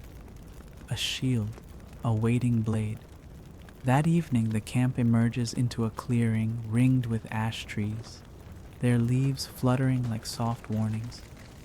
The princess dismounts last, her horse tired but steady. She walks the camp perimeter again, greeting no one but watching all. Children offer her food. She accepts a single roasted root. A man asks if the threat has passed. She replies, "We are still here. That is enough." Fires are lit, meat is shared. Someone produces a flute carved from bone, and the low, wandering tune rises into the cool air. The camp exhales. That night, the princess calls together a smaller group, 5 women, all of them riders, all of them marked by scars you can see and more you can't. They speak in circles, in suggestion. The word for rain is used, then the word for copper, then a phrase that means both boundary and heartbeat. She listens, interjects once, then lays a map down in the dirt. They nod. Plans are made. Quiet ones. You sit with a boy by the outer fire and he tells you a story about a fox that walked between 2 armies and turned them both to stone. You laugh softly, but he's serious. "The fox is her," he says. "She walks between, but no one dares bite." Later, lying beneath your cloak, you think of how today passed without violence, without decision carved in stone. Yet something vital was moved, a canyon was crossed, an alliance was whispered, a silence was sharpened. And in that space, you saw leadership that does not roar but watches, that waits, that chooses. The first sound you hear before dawn is not the rustle of tents, or the yawn of camels stretching stiff limbs, but the rhythmic thump of hooves. Slow, steady, deliberate. You rise instantly, blanket half clinging to your shoulders, heart already quickened by the shift in tone. Outside, the sky is still dark, just a faint bruising of blue along the eastern edge, but the riders are visible. 6 of them, returning from the north. You recognize one by the curve of her bow. She's one of the princess's chosen riders, the kind who disappears for days and returns with more truth than maps can carry. The princess waits at the camp's edge, her robe still layered against the cold, one hand resting lightly on the neck of her horse. No greeting is exchanged. The lead rider dismounts, pulls a long strip of cloth from her saddlebag, and unrolls it directly onto the ground. On it are markings, simple, rough, smeared with dust and what looks like soot. A warning, you think, a plan maybe. The princess studies it in silence, then gestures to a young boy nearby. He nods and runs toward the eastern tents. Within moments, a quiet council begins to form. Not everyone is called, only those who need to know. You watch from a distance as the princess kneels beside the cloth, draws a single circle, then places a small stone inside it. That is all. The meeting dissolves within minutes. No announcements are made, but the camp begins to rearrange itself. Tents are folded, fires are extinguished, routes are reconsidered. The caravan is about to move, swiftly, precisely, like a snake shifting direction beneath leaves. By the time the sun rises fully, the camp is already stretching into its new formation. You walk beside the supply wagons, senses alert, as the princess takes a new position, not at the center but near the rear. She watches the horizon more than the road. The children are quiet today, the horses restless. The wind tastes like something left burning too long. By midday, you reach a wide basin of dry earth and scattered stone. No trees, no water, only the whisper of wind across emptiness. The camp stops, but only briefly. Scouts are dispatched, and before long a path is chosen, narrow, winding, leading toward higher ground. As the caravan climbs, the world seems to narrow. The sky stretches overhead like a taut drum. The land falls away behind you. When you finally crest the ridge, the view is staggering. Rolling hills, patches of forest, a distant shimmer that might be a river or a trick of the light. The princess dismounts and stands at the highest point, her silhouette sharp against the sky. She raises her hand. The entire camp pauses. Then she turns and begins the descent. That night, the tents are pitched in a defensive pattern, tight, circular, with the livestock inside and the elders at the center. Fires are smaller, conversations fewer. The princess does not sit at the fire this time. She walks, always walking, checking bundles, whispering to children, listening to the air as if it speaks a language no one else can hear. Historians still debate the intuition of Mongol leaders, especially women. Was it training, instinct, or something older? Passed through song and smoke and the dust of centuries. You remember the cloth on the ground, the stone in the circle, and you suspect the answer doesn't matter. What matters is how she moves. Just before sleep, you watch her draw a circle in the dirt with her toe. Inside it, she places a pebble, then another, then covers them both with ash from the fire. You ask her what it means. She doesn't look up. Two things must wait. One must forget. Then she stands and walks into the dark. You lie awake long after, the shape of her words sitting in your chest like coals that refuse to cool. The morning is cold and pale, the kind that seems to forget how to warm the earth, even after the sun appears. The camp moves slower today, not out of weariness but caution. There is a weight in the air, as if something has shifted in the wind, and even the horses pick up their hooves with more deliberation. You find yourself checking the edges of the carts, running your fingers along leather straps, tapping the wheels not because they need it, but because everyone else is doing the same. The princess is already awake, seated on a blanket near the edge of the camp where the grass gives way to shale.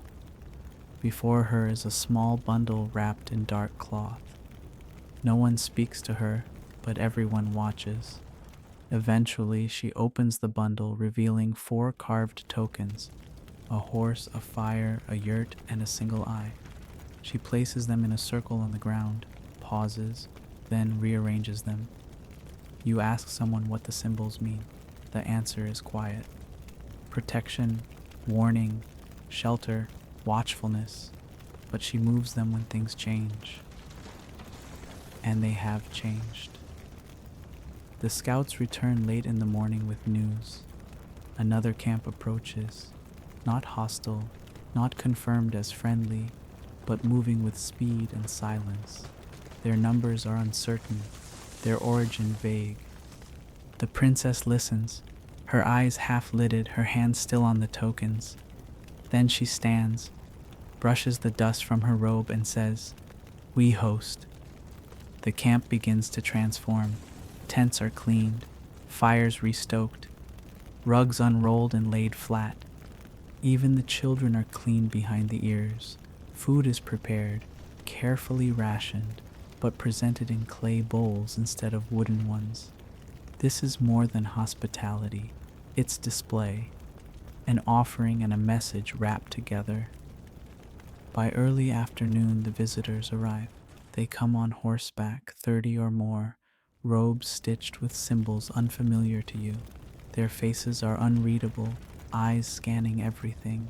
At their center rides a woman, older than the princess, wrapped in dark fur, a staff across her lap. Her gaze cuts through the camp like a blade. The two women meet in the center. No one else steps forward. No one speaks. They simply stand, eyes locked, the breeze catching their sleeves like banners. Then slowly the princess raises her hand, palm open, an offering. The elder woman mirrors her, A second later, they both nod. The spell breaks, the guests dismount, the meal begins. Historians often downplay these meetings, focusing on wars and treaties written by men in stone halls. But here in the grass, with fermented mare's milk passed hand to hand, and meat shared without word, peace is negotiated with gestures and glances. You sit on the edge of the gathering, watching how the two women trade not stories, but silences, how the smallest smiles are currency, how a sip taken at the same time signals agreement. Later, you learn this camp was once in conflict with hers. Years ago, blood was shed, a brother lost, a misunderstanding maybe, a revenge never taken. And now, after all that, they share fire. That evening, the two women walk alone beyond the edge of the tents. No guards follow, no words are spoken. When they return, the elder hands the princess a pouch filled with black sand. She takes it, kisses the pouch, and places it beneath her robe. The elder mounts her horse and departs before the moon fully rises. No goodbyes, just motion. The camp does not cheer, but there's a warmth that was not there this morning. You feel it in the way people sleep deeper, the way laughter returns in the form of teasing between boys over who can snore the loudest. You lie beneath your blanket and think of how sometimes the most important wars are the ones never fought, of how a meal can change a border, of how the princess holds history in her hands, not like a weapon but like a bowl, fragile, full, meant to be shared. The sun rises behind a curtain of gray clouds, casting a soft silver over the landscape, as if the earth has exhaled into a mirror. The camp is slow to wake today, not from fatigue, but from calm. The mood has shifted. The tension that lingered like smoke through previous days has thinned, replaced by a kind of careful quiet, a readiness that no longer tastes like fear. The princess walks the outer ring of the camp with a small bundle in her hands, wrapped in dyed cloth and bound with sinew. You recognize the same kind of bundle she gave to the elder woman days before, a symbol passed rather than announced. She stops at various tents, placing a hand on a shoulder, exchanging no words, only nods. At one tent she leaves a strip of ribbon deep green, at another, a carved token shaped like a crescent moon. At a third, a simple stone. Each gesture means something, though only the recipient seems to know what. You ask a woman beside you what these offerings mean. She shrugs, then says, "They mean she sees. That's enough." The camp begins to pack later than usual. The horses are brushed carefully. The wheels of the wagons are rechecked. The children are sent to gather herbs from the hillside, today's task given without explanation, but done with purpose. The princess spends the morning in her tent with a single guest, a trader who arrived just before sunrise with dust still clinging to his beard and a scroll case tied to his belt.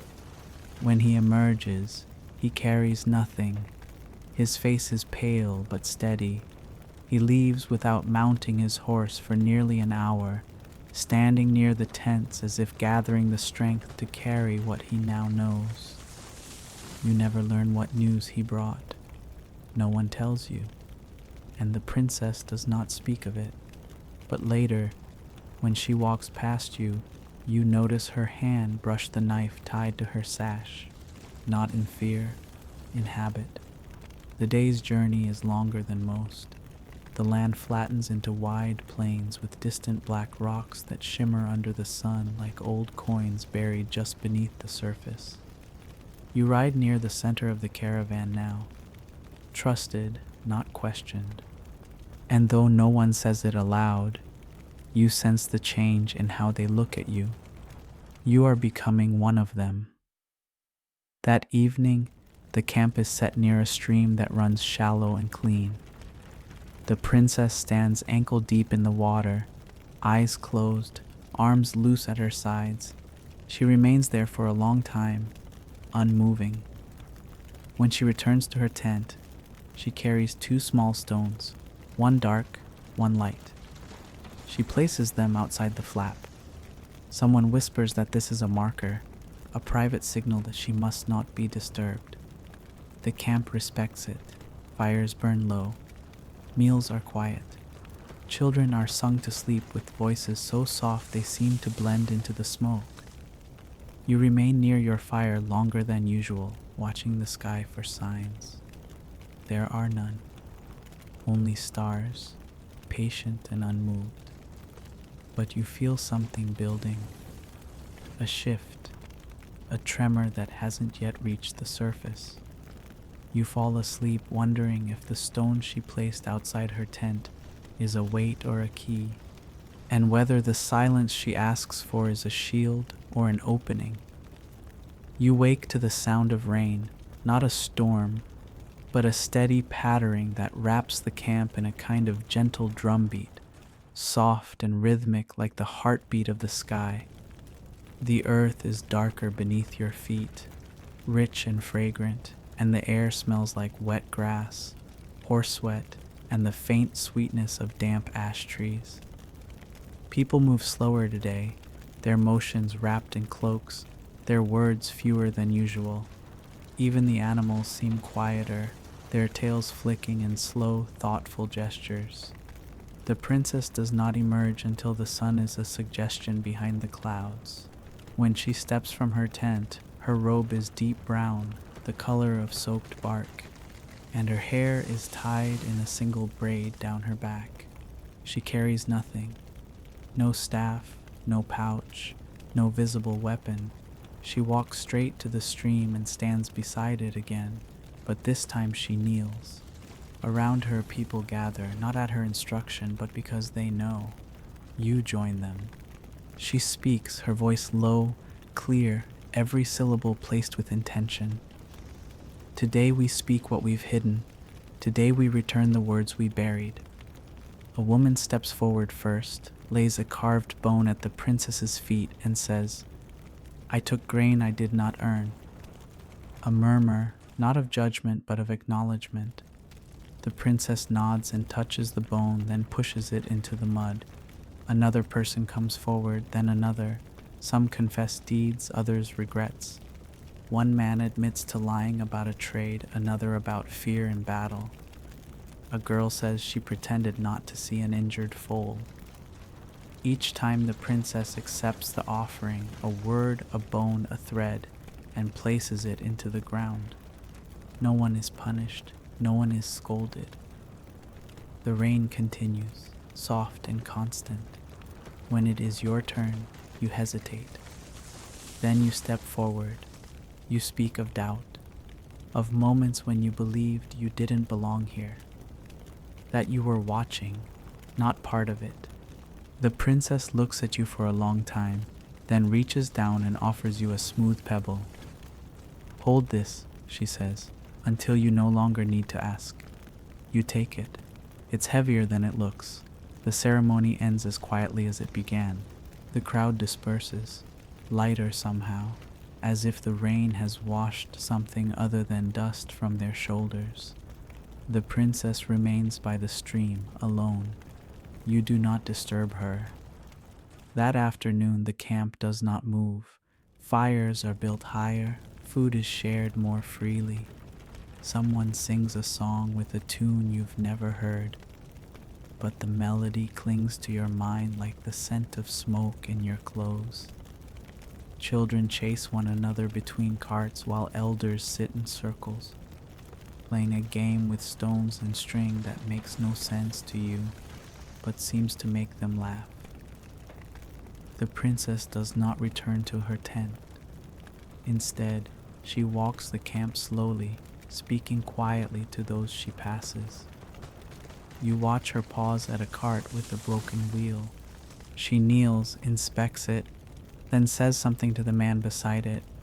He grins, sheepish, and begins repairing it the right way.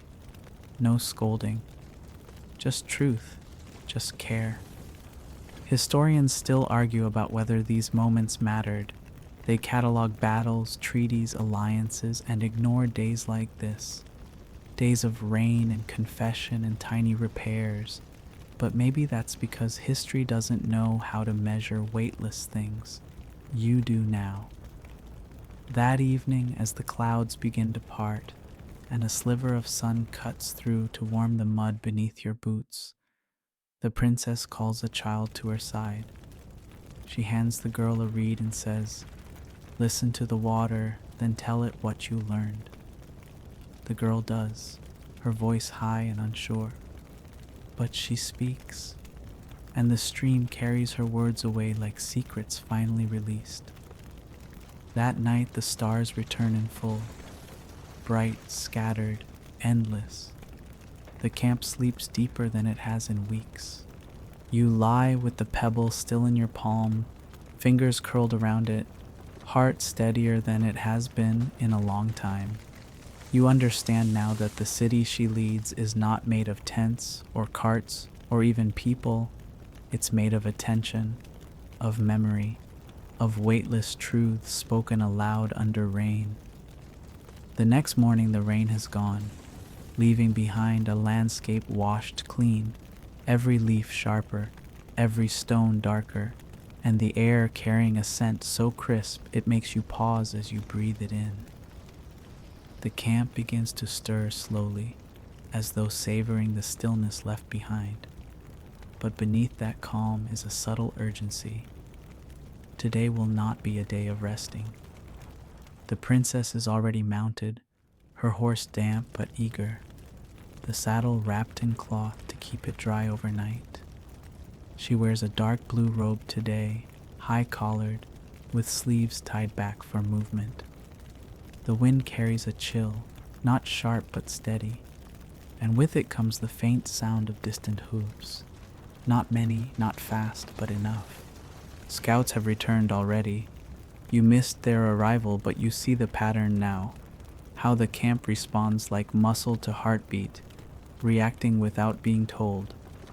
The formation tightens, the wagons shift, the livestock are brought to the center, and at the front stands the princess, silent as always, but this time with a knife visibly strapped across her chest. Not concealed, not flaunted, just there. The visitors arrive before midday, a small group, 10 riders.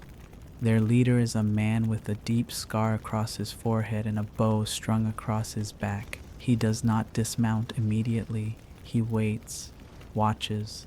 The princess does not walk forward. She remains still, letting the space between them settle like dust. Only when he steps down does she approach. She carries nothing but a reed in one hand.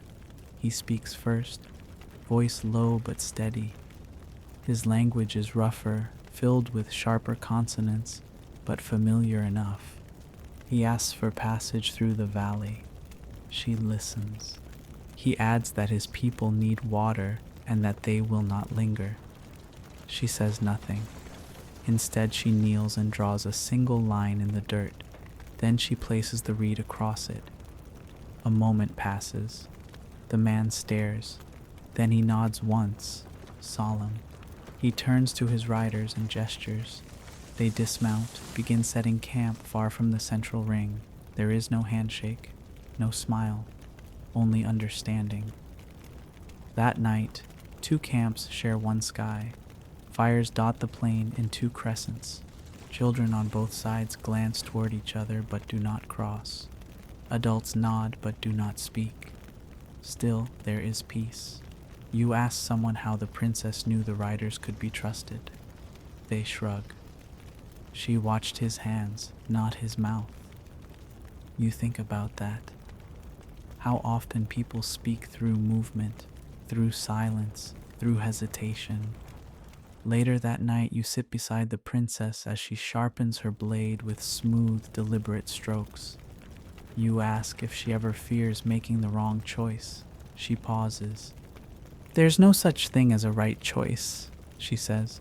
Only one that doesn't leave a wound you can't tend. Then she sheaths the blade and hands you the stone. Your turn.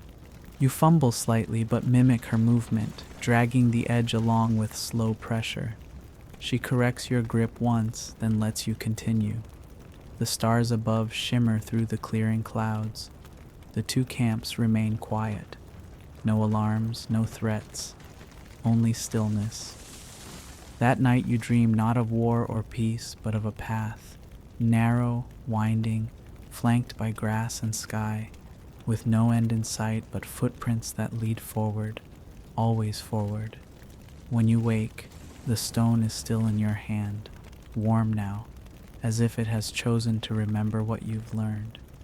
The wind shifts overnight, and by the time dawn stains the sky with its usual gray-pink hue, the scent of smoke rides in with it, not from your camp, but distant, dry, and unmistakable. It's not the smoke of cooking fires or rituals, but of something uncontrolled, something burning without permission. The scouts are already moving before most people are fully awake, their horses darting out of camp like swift questions in every direction. The princess stands at the edge of the high ground, her eyes scanning the valley below where a faint line of haze cuts across the horizon like a scar. She doesn't give orders aloud. Instead, she speaks to one rider at a time, her words folded in their ears like secrets, her gestures economical, deliberate. You stand close enough to hear her say, "Too soon, too close," and then the rider is gone. The camp doesn't panic, they never do, but the pace quickens. Children are moved to the center, wagons are inspected twice instead of once. Water skins are filled to the brim and tied tight. The princess mounts her horse and begins riding a slow circular path around the perimeter. She stops at each point, checks for the signals, stone piles, feather markers, pieces of charred cloth that indicate direction or danger. You follow her for part of it, noticing that she hums softly as she rides, a melody without words, low and steady, like a tether to the ground beneath your feet. By midday the scouts return. One by one, each delivers a scrap of news. A fire has consumed a grazing field a day's ride from here. No known camp was in its path. The wind carried it west, away from where you are now, but no one knows who lit it or why. The princess listens, nods, and finally speaks aloud so the nearest group hears her. "We will wait here. The land is watching." And so the camp stays, but not idly. That afternoon a council forms, not of elders or warriors, but of the quiet people, the weavers, the cooks, the ones who carry water and knowledge without ever asking for a place by the fire. The princess sits among them, equal, her knees folded, her hands still. They talk about supply routes, about who's been seen traveling at night, about a goat trader who vanished weeks ago without payment. One woman brings out a bag of dyed threads and begins laying them in patterns on the ground as she speaks. Another woman places small stones on top of them, red for danger, white for loss, green for motion. It's not superstition, it's language, a memory map, a record only this circle can read. You sit quietly on the edge, watching how the princess touches each thread before it's moved, how she never interrupts, only redirects with a look or a breath. You wonder how many problems have been solved this way, how many dangers diverted not by steel, but by string. That night, as the camp settles, the wind picks up again. The smoke scent returns, fainter but insistent. Fires are kept low. Food is shared without chatter.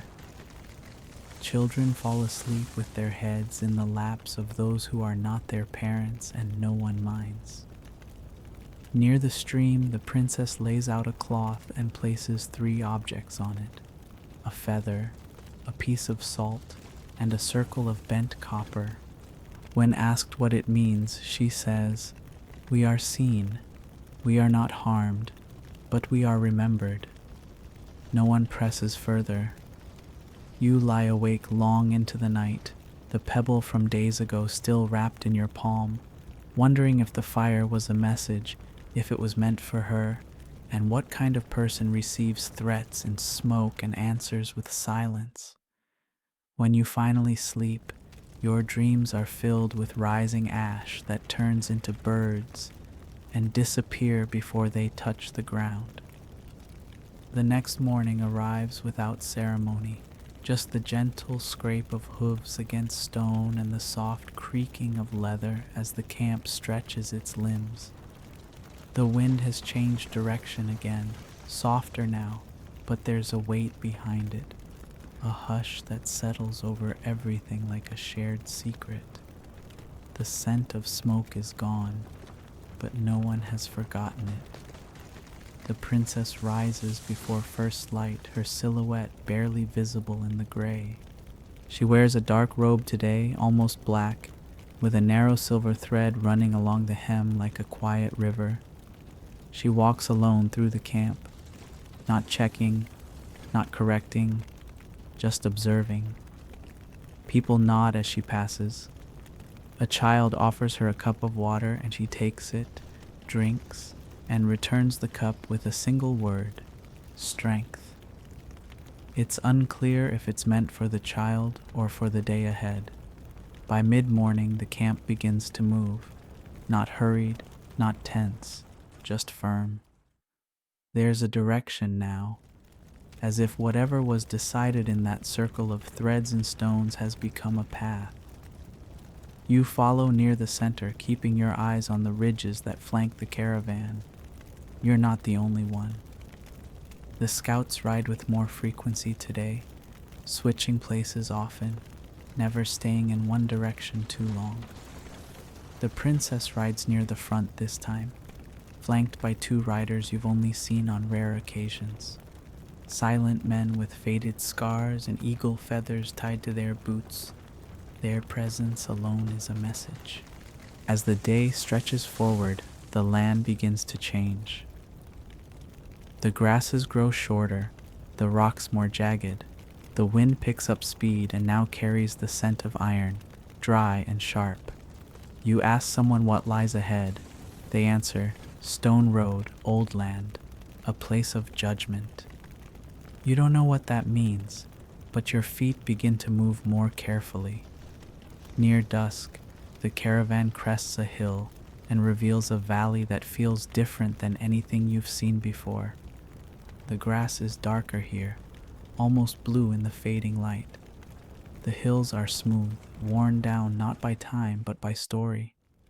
At the valley's center stands a single tower of rock, narrow, unnatural, rising like a finger pointed at the sky. No one speaks as the camp sets itself around it. Fires are lit low. Tents are placed in a ring. The animals are restless. You find yourself drawn to the tower. As you approach, you see that it is covered in markings, not carved but painted in layers that fade and overlap. Shapes, lines, spirals, figures, some ancient, some recent. This place remembers.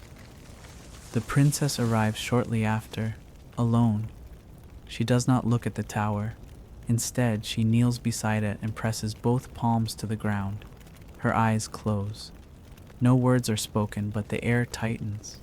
A silence deeper than before settles, and even the wind stills. When she rises, she says only, "We stay until it speaks." No one questions what it means. That night, the camp is quiet in a way that doesn't feel restful. There's a hum beneath everything, like the earth is preparing to whisper. You lie awake, the pebble still beside your hand, and wonder what this place holds, what judgment means when no one explains it aloud. And you think of the princess, standing without fear in a place that demands remembering, and how leadership is not always a question of direction, but of stillness, in the face of everything unknown. The sun never quite rises the next morning. Instead, the sky holds to its gray, stretched like unwashed wool across the horizon, soft and thick and quiet. The air is colder, not sharply so, but with the kind of chill that settles into bones and memories alike. No one speaks above a whisper. The tower in the center of the valley stands unchanged, yet feels different now, as if it has taken notice. You wake with a strange heaviness in your chest, the kind that doesn't come from fear or hunger, but from anticipation. Around you, the camp is stirring without being awake. People move but slower. Food is prepared but little is eaten. Children are dressed but not playing. The princess is not in sight. You search the usual places, the fire pit, the perimeter, the stream, but she's nowhere visible. Then someone points wordlessly toward the tower, and you see her, at its base, sitting cross-legged on a worn cloth, her eyes closed, her palms face up on her knees. She is alone, no guards, no advisors, just her, the rock, and the wind. She remains there all morning. People begin to gather around the perimeter, careful to keep their distance, as if approaching the edge of something sacred. No one dares break the silence. The fire crackles in the center of camp, but no stories are told.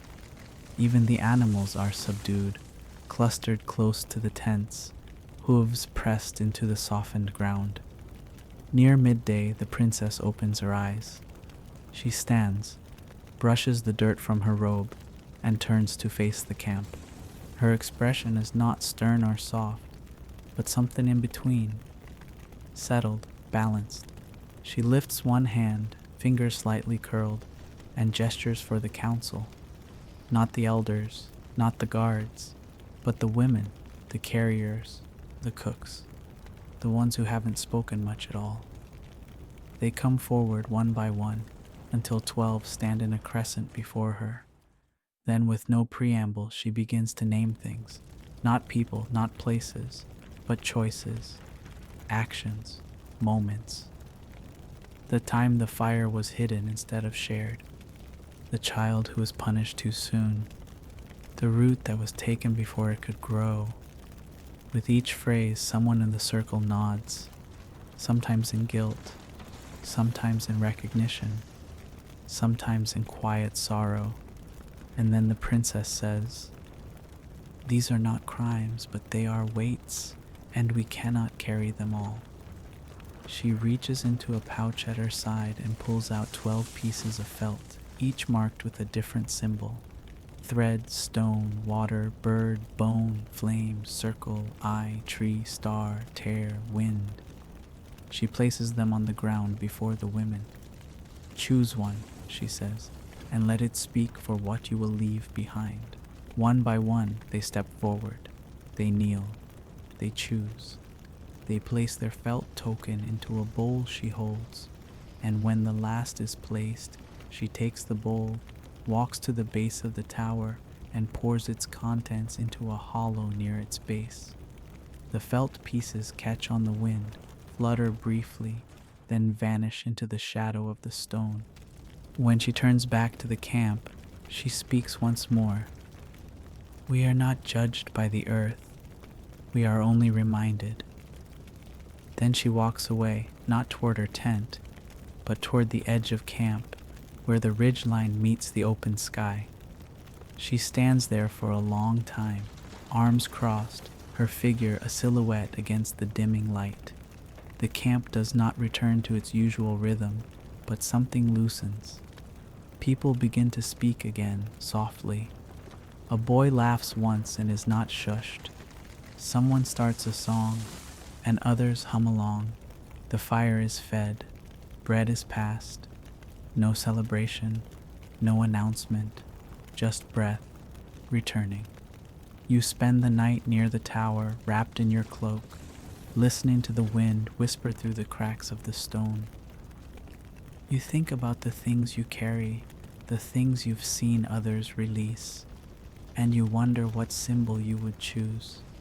You place your pebble in the hollow where the felt disappeared, a quiet offering, not because you must, but because it's time. The final morning in the valley arrives with golden light filtering through a sky freshly washed by wind, the kind of light that feels deliberate, like a blessing from something that doesn't speak in words. Dew clings to every surface, sparkling like a silent celebration. The camp wakes slowly, but with a sense of purpose, as if every movement is being done for the last time in this place. You rise with the others, and for the first time in days, the sounds of laughter come without caution. The princess emerges just after sunrise, walking barefoot through the wet grass, her robe light gray with simple white embroidery running along the edges. Her braid is undone, hair falling loose around her shoulders, catching the sunlight in strands that shimmer as she moves.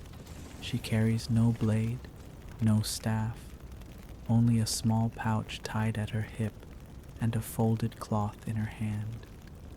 Without speaking, she walks to the center of the camp where the last fire is burning low. People begin to gather, forming a quiet ring around her. Children are lifted onto shoulders, elders sit on mats, traders pause their packing, even the animals seem to still. She steps into the circle, kneels, and opens the cloth.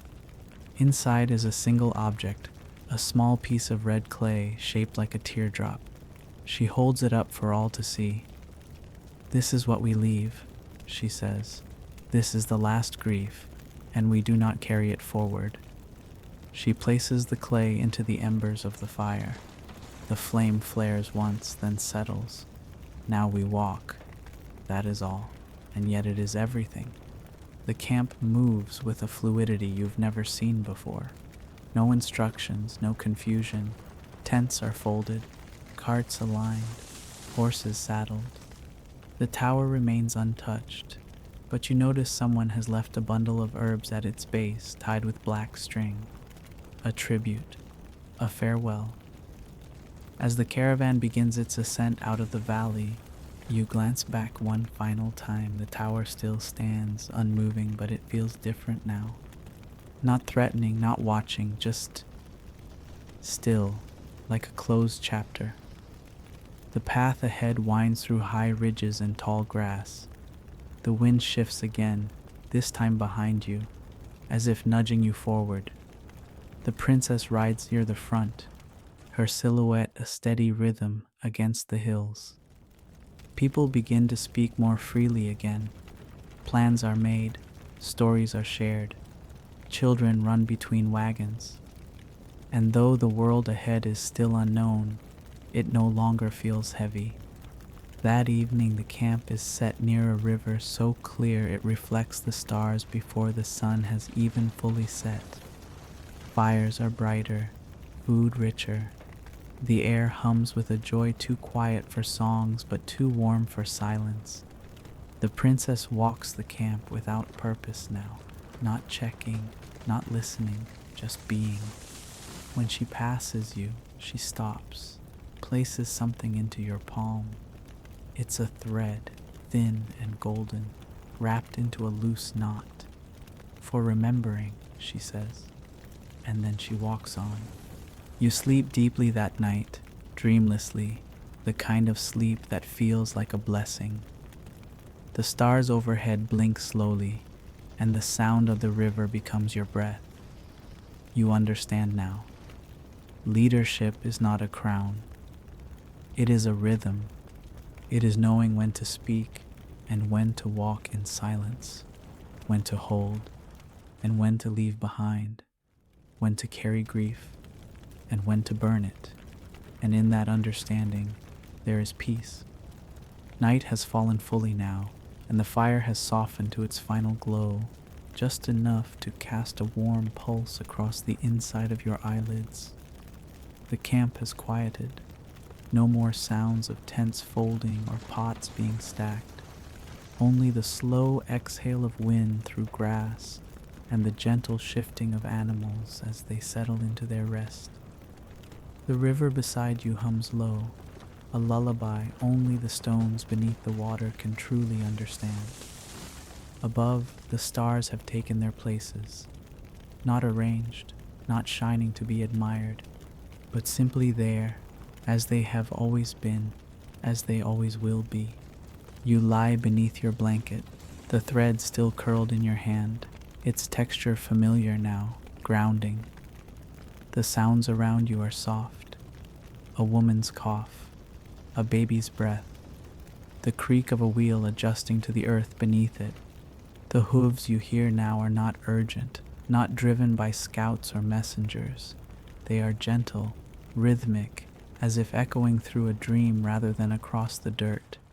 You imagine the princess riding one last loop around the camp, not to command or to protect, but to listen, to feel, to remember. And then you remember the tower, the stones, the offerings left behind like the breath we let go before falling asleep. This is the part of the journey that cannot be told, only felt, like the cool air brushing your cheek, like the faint scent of smoked herbs clinging to your clothes, like the weight that has slowly finally lifted. You see now that the city was never the tents or the carts. It was the people. It was the silence. It was the listening. You remember the way she never shouted, the way her nod was a sentence, her glance a paragraph. You remember the red clay in the fire, the child's voice beside the stream, the bundle tucked into the tower's roots. Every moment led here, every breath, every glance, every gesture. You are not the same as when you arrived. You are not louder, you are not bolder, but you are steadier. And that is what remains when the fire dims, the steadiness, the breath, the silence that holds everything. In the stillness of this night, there is no need to plan, no need to explain. There is only this, your body resting, the earth beneath you warm from the sun it stored, the sky above you endless and unchanged, and the knowledge that tomorrow will come not with answers but with a single, soft step forward. So let yourself sink into the ground. Let your eyes grow heavier. Let your thoughts wander away like fading footprints in morning mist. And if the hooves return in your dreams, let them pass. Let them carry the dust and the silence and the wind forward into another story. Yours is done.